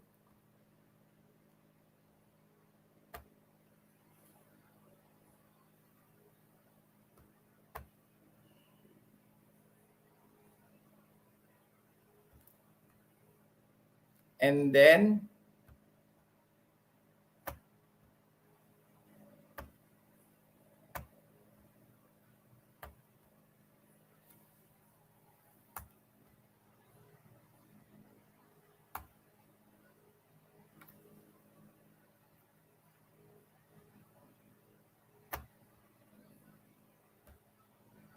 okay, so how about for inferential statistics? So we're done with the we're done with the descriptive analysis using the use, using the frequencies when we have nominal data. We're done also with the descriptive analysis, solving for the mean when we have the interval or ratio. Then this time, how are we going to solve for the statistical analysis? So the based on the example that we have, it is suggested to use paired t-test because we have one sample coming from same students, 20 students, 35 students in mathematics class by finding the pre-test and post-test. So that's why we have two measures. One sample, two measures. That's why we have to apply the paired t-test using by getting the value of pre and post-test. To solve for that using the SPSS, we simply click analyze. Then from that, we're going to look for compare means, and from that compare means we have there the paired sample t-test. If we're going to after clicking the sample t-test, we'll be having this result. What we're going to do is input the value of the pretest for the first variable, then the post-test for the second variable. Then we have to click OK, and the result of this PSS will show this.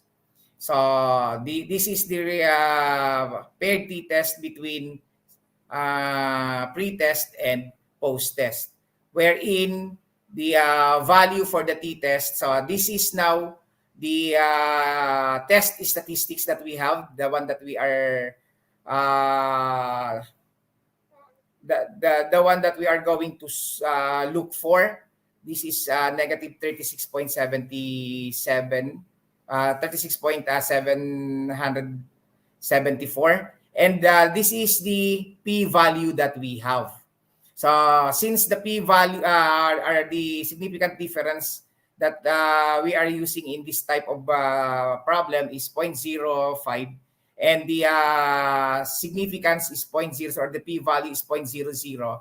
Therefore, in this case, as part of the interpretations, we are going to reject the null hypothesis and accept the null hypothesis.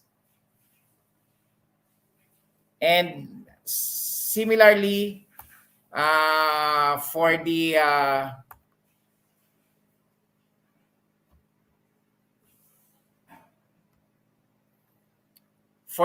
last inferential test that we have, so we have linear regression. Actually, this is based on that is linear regression based on the grades in based on the perception of the students in mathematics and science and English. That's why the recommended process for this is the linear regression. So same compared means, linear regression. So then we're going to, since this is a linear regression, we're going to look for the age as dependent variable, and for the perception on math, science, and English for the dependent variable. So upon clicking OK here, so the result here is we have the value for the constant and the value of n for the perception of math, science, English, and these are the t-value, wherein for the constant we have significant difference, but for the perception of math, science, and English, there is no significant difference on it. So to sum up, let us summarize the how to get for the statistical analysis of a basic research. The first one is we have to write for hypothesis and plan for your research design.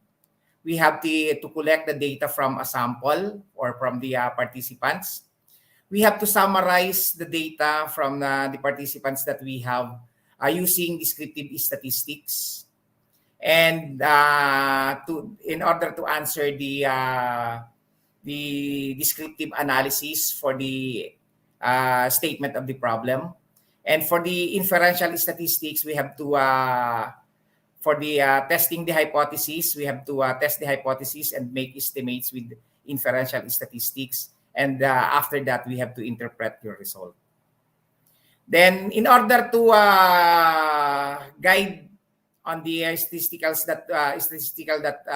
analysis that we have to get also the data, the sample, and the purpose. So the data is referring to the by determining the level of measurement. The sample is referring to the determining the classification of the data, and the purpose is referring to by examining the test hypothesis. So that's all, and thank you.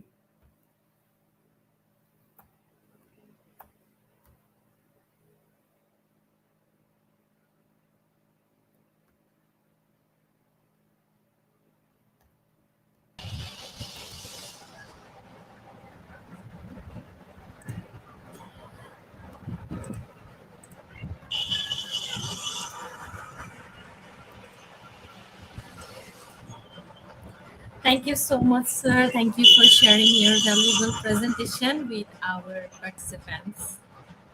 Thank you so much. Thank you So, also.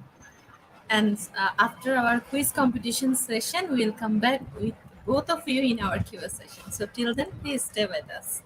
Thank you, sir.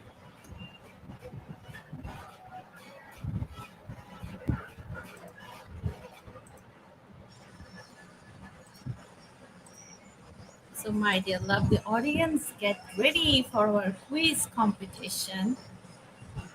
So, after a short video, we'll start it. Enjoy this video. So before starting the video, please let me remind all of you, don't forget to share, comment, and mention your friends in our comments. Enjoy.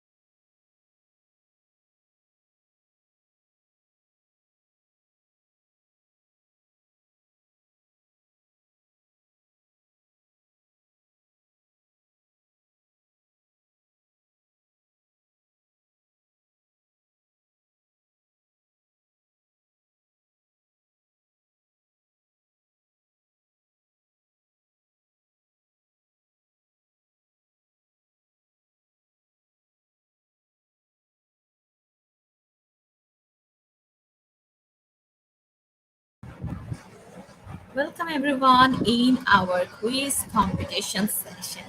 So right now we have 20 participants who are joining with us. Thank you for joining, and I would like to say once again to everyone, please share these in your timeline and mention your friends in our comment box. And you can see the joining link in our comment box. Also, you can directly go to www.slido.com,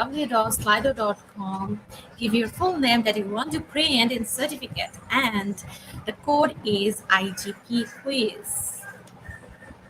And you can also scan the QR code that is flashed on our screen. Please, everyone, note this that there is no relation between quiz completion and international webinar certificates. And today, top 10 winners will get certificate. Okay, right now we have 30 participants who join with us.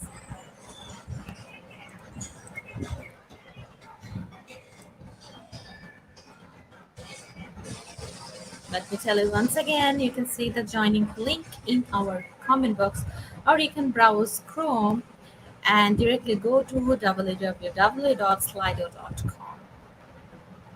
And please give the code that is IGP quiz.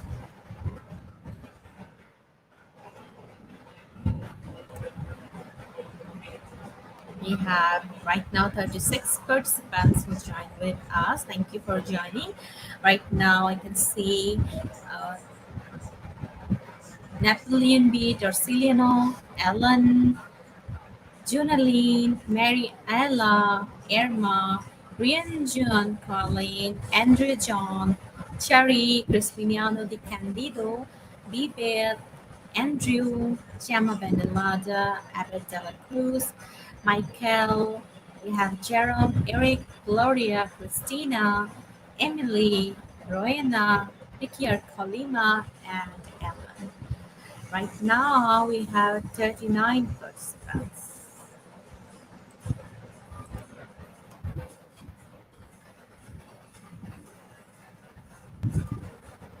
So after, so within a minute we will start it. So get ready for it.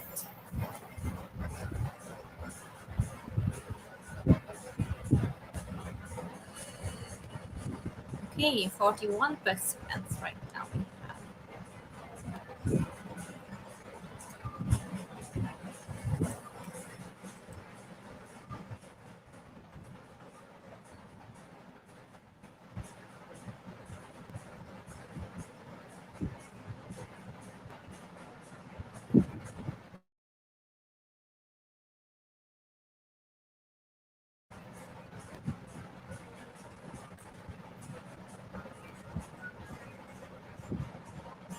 Okay, everyone, get ready. Let's start it. Question is 5G stored their journals, photos, research, etc. on Wakelet.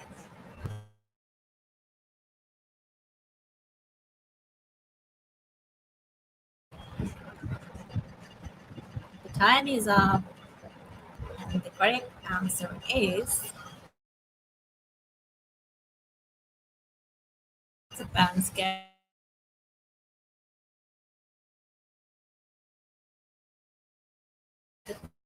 correct answer. Okay, we have Danny is going to following Sherilyn Kaluzamaguchi, following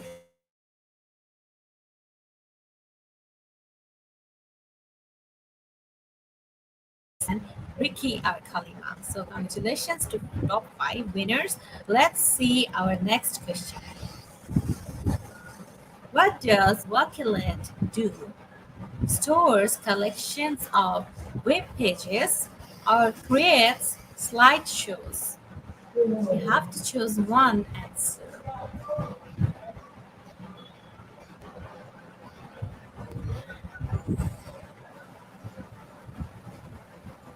So the right answer is option number one, and 80% of our participants get the right answer. Okay, once again, Dan is going to search, so is on first position in our leaderboard, following Charlene Kalazamaguchi, following Janeline Borzamandave, following Rian Juntukwalin, and Annalita Quito Villanova. So moving to next question. Slogan Wakilet Adala, save, organize, share, or save, bookmark, share.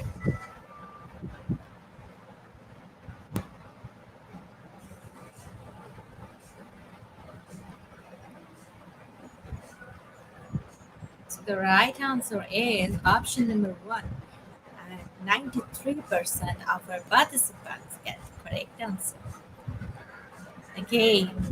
Again, still, Dan is going to Cersei is on first position in our leaderboard, following Charlene Calizo Amaguchi, following Janeline Borza, following Ricky R. Kalima, and Brian Jun Colin. And we have the same name in our leaderboard. So moving to next question. Which of the following can you add to a Wakelet? Is this PDF or Excel document?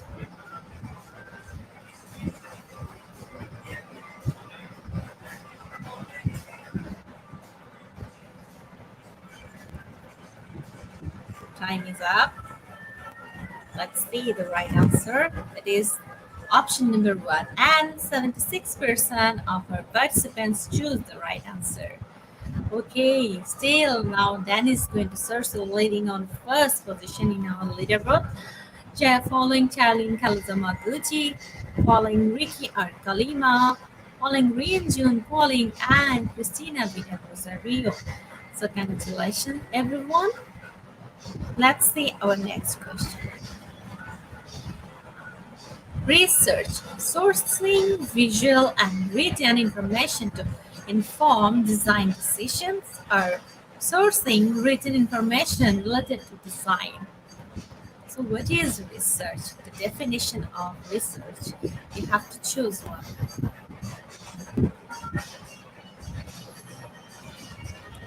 Okay, the right answer is option number one. And 83% of our participants get the right answer.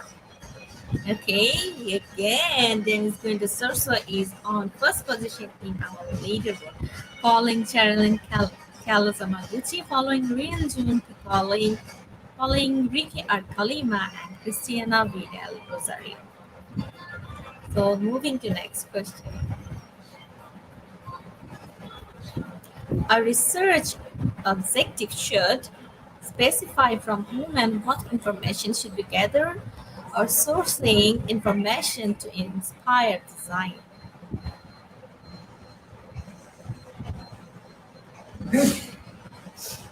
3, 2, 1, and the time is up.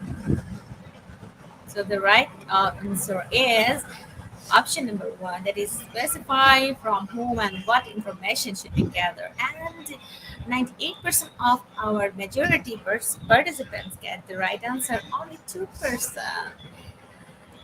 Okay,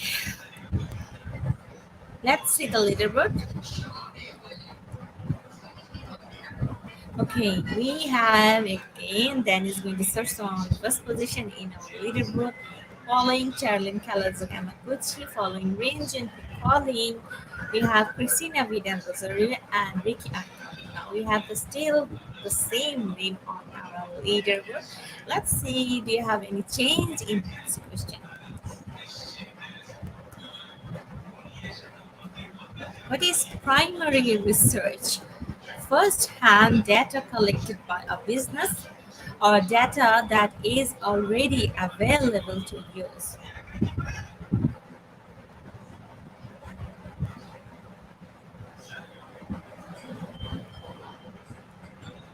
So the right answer is option number one, and 65% of our participants choose the right answer.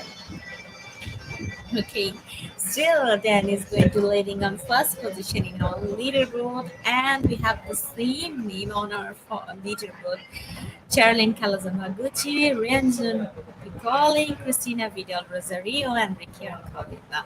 So congratulations, all of you. Let's see the next question. What's the purpose of market research? To reduce risks or to advertise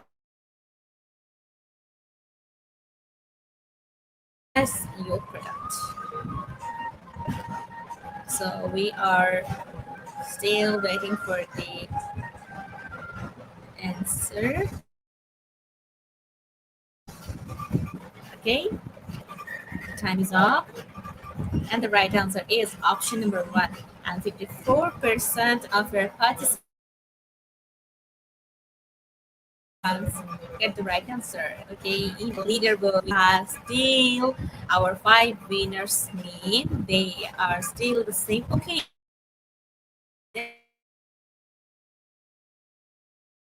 Little Tersa is on first positions and following Rian calling. Then we have Ricky Arcolima. Okay, we have new person, that is Jerome B. Arabello and Emily Amrefi.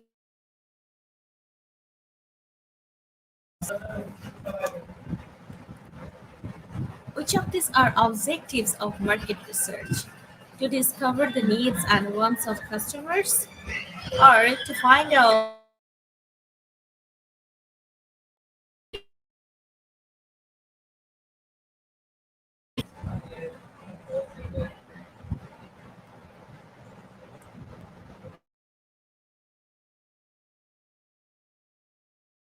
answer?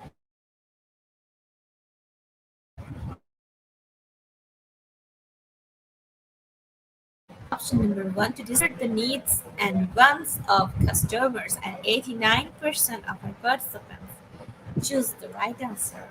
In our leaderboard, still Dan is going to search leading on first position, following Rian Jun Calling, following Ricky or Kalima, Jerome B. Arevalo, and Emily. So let's see the last question, question number 10. To share your Wakelet, you should select share and then copy link, or select share and then clipboard.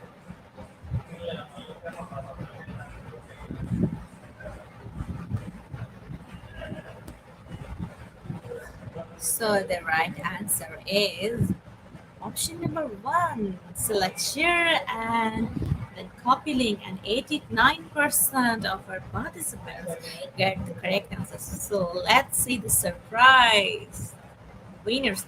Okay, we have Dan is going to search on first position in our leaderboard, and following Rian Junpi calling on second position, following Ricky R. Kalima placed third, following Jerome B. Arvalo placed fourth, following Emily M. Refugio placed fifth. And let's see the other winner's name. Okay, we have Joel Abernasur, placed sixth. We have Carol Chapilo, placed seventh. We have Charlie Magni Bernasur, placed eighth. Then we have Gemma Benelada, placed ninth. And finally, last but not the least, that is Charlene Kalozamaguchi, placed 10th. So congratulations to our top 10 winners. Thank you so much for participating in our quiz competition. Your cooperation, your attachment encourage us to give the best and best service to all of you. So thank you for participating. Thank you for sharing with your friends and mentioning them in our comment box. So, my dear lovely participants, we are going to our next session, that is QA session with our honorable speaker. Before going to our Q session, let me tell you that you will get your certificates from our Facebook official page, and please join our next session.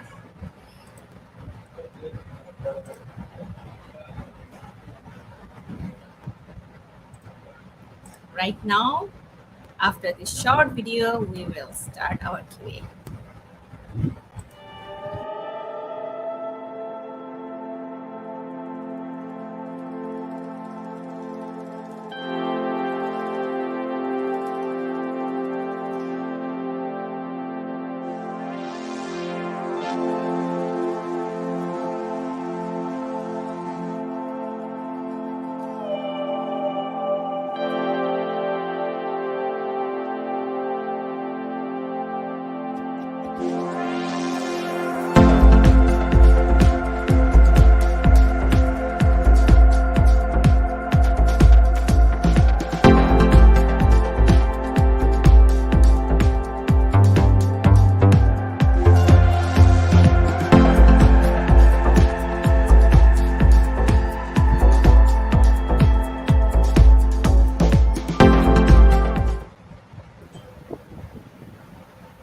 Welcome, sir, to our QR session once again. Thank you. I feel great to see you once again in our QA session. This is a very exciting session. Yes, this is the very exciting part. My dear lovely audience, please ask your question to our comment box, and please address our speaker's name in comment box. So we are waiting for your question.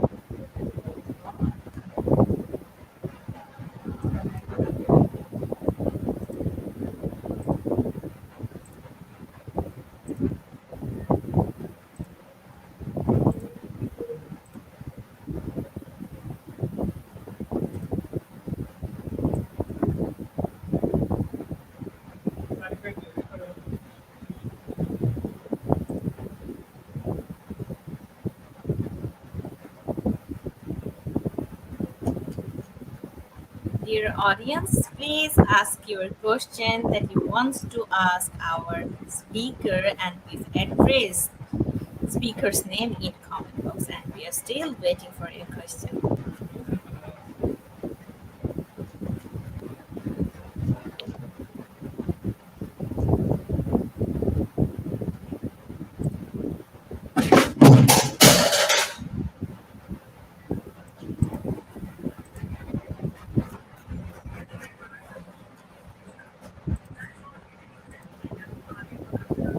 Okay, we have our first question from Rian Jun Kwali. Sir Eric, what do you think is the best feature of Wakelet that can address the needs of our students during this pandemic era?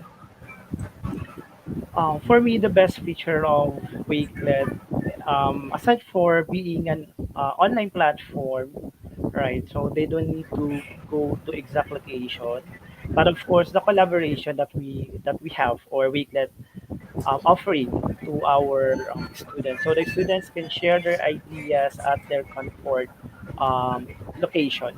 All right, so that's the best Wakelet feature for me, which is the collaboration and online platform.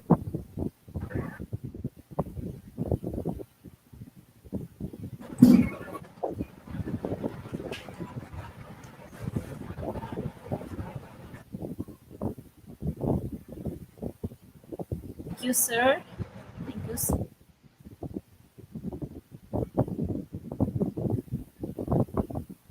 Sherry. We are waiting for our next question.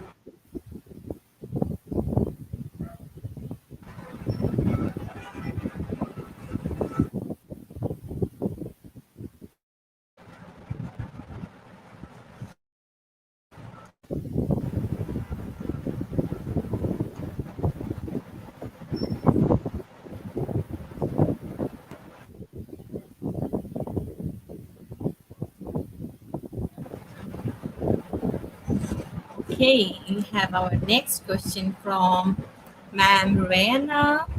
To Sir Noel, is it a good research if we have two independent variables and one independent variable? Then in conceptual framework, having more than 10 variables is a good research too. Yeah. Uh, when we have two independent variables and we have one dependent variable, so when then in conceptual framework, having more than 10 variables is good for research too. So actually, when we're talking about basic research, we have to focus first on the minimal variables. Although when we are applying more than 10 variables, I think it's not feasible for a basic research because we have to focus first on the feasible hypothesis that we have. So that's why it is advised. So, there are some researchers that they are using more than five variables. Maybe I think if we're using 10 variables, there's something wrong with that. So we have to minimize because when we are doing our basic research, we have to simplify those hypotheses that we have. Thank you so much, sir. Okay, we have our next question from Alex Xavier Alvarez to Sir Eric. What is the maximum number of column does Bucklet can accommodate? All right. For the column layout, there is no maximum, right? It's unlimited. So it's up to you if how many columns you want to use for your collection. So again, it's unlimited. Thank you, sir. Okay. Again, we have a question from Rianjun calling to Sir Noel. Sir, what advice can you give a beginners in conducting their own research? Okay, so actually, most beginner researchers have a difficulty on the statistical analysis. What we need is to follow the guide in preparing or in planning research using the basic concept of or the basic process in statistical analysis. That's why we have to focus first on the hypothesis that we have, and then because the basic concept on the research is look for the statement of the problem, and coming from that, what could be the possible variable or that we can get from the participants. So that's why we need to start first with the participant if that is feasible or not. And then that's why we are always conducting type of sampling. Then after that, when we have now the proper sample, what type of variables are we going to use? Then through that, we can easily apply the possible statistical analysis with the help of the SPSS. Thank you so much, sir, for sharing. And okay. Again, a question from Rian Chun calling. Okay. To Sir Noel, is the number of samples affect the type of statistical tool to be used? Can you give a specific value? Thank you, sir. I have learned a lot from your discussion. Great. Is this sample effect? What is is the number of sample? Number of the sample affects the type of statistical tool to be used. Actually, the number of sample does not affect the statistical tool that we are going to use. It seems the number of samples maybe affects the the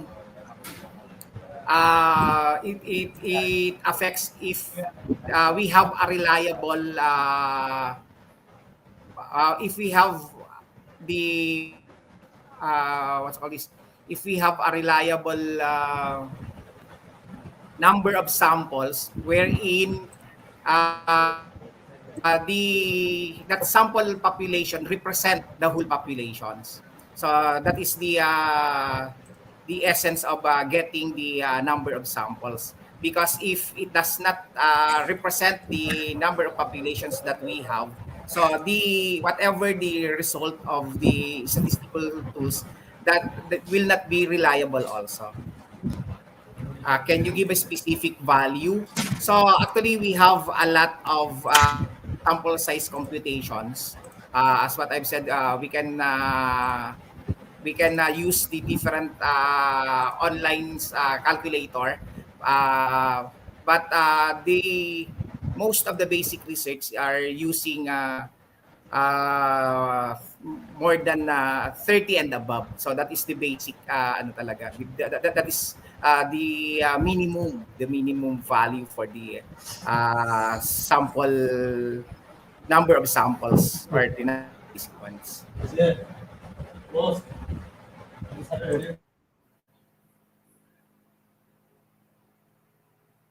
Okay, we have it from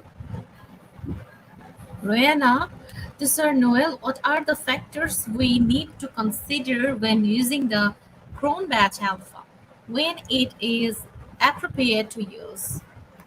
Okay, so Cronbach alpha, we're going to use the Cronbach alpha when we are dealing with the reliability and validity of the research instrument that we have. So let's because based on the topic that I've discussed, So your research instrument must be valid and reliable. So that's why we are using the Cronbach Alpha. And there are some researchers that when we are having or floating the research instrument that we have, in order to determine the validity of that is simply by computing the Cronbach alpha.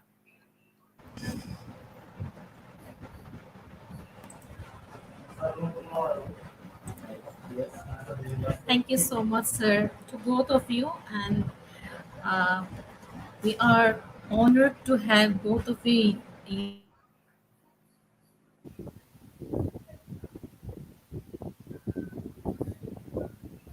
GP. Gonna share to our person. Thank you.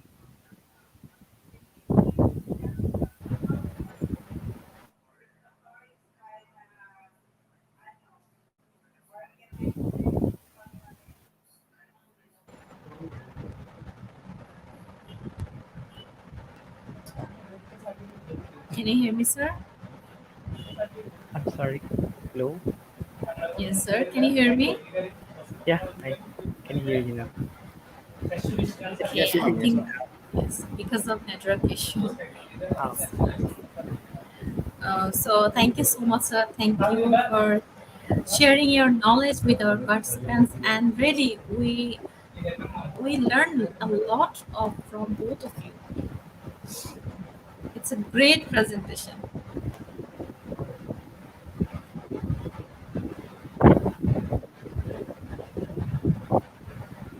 Also. So do you wanna say anything to our participants? all right. First of all, once again, thank you for supporting us tonight. To all the participants who joined our webinar, looking forward to have more discussion with all the participants of IG. Right, and hope you can also um, give feedback to our session, especially for Wakelet. If you want to have other guest participation for Wakelet, again, you can scan the QR code a while ago, or you can visit my Wakelet profile for that um, link, right, for this session for Wakelet. Because as an ambassador, it is our goal or objective to promote Wakelet to other educators like you, like our participants, and keep going, keep learning new things. Right, as an educator, we need to adapt or adapt to changes. Right? That's all. Thank Thank you. you. Thank you so much, sir. Thank you.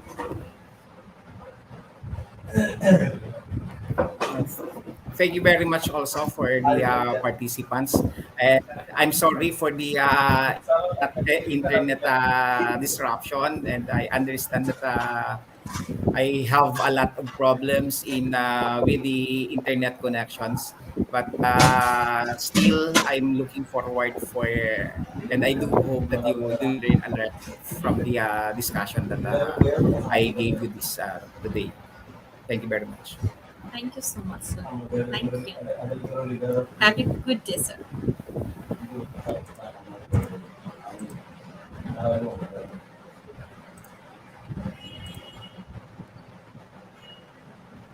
So, my dear lovely audience, today's program name is Competence through Wakelet and Research, and the code is 1651. Let me tell you once again, the code is okay. Mhm. The code is 1651. So without code, no one is eligible for certificates, and with code, you can claim your certificates anytime. Or you can check our website. Our website address is www.aduigp.com. So don't forget to celebrate with IGP. So till then, stay happy, stay healthy, and have a great goodbye, everyone. I'm signing off right now.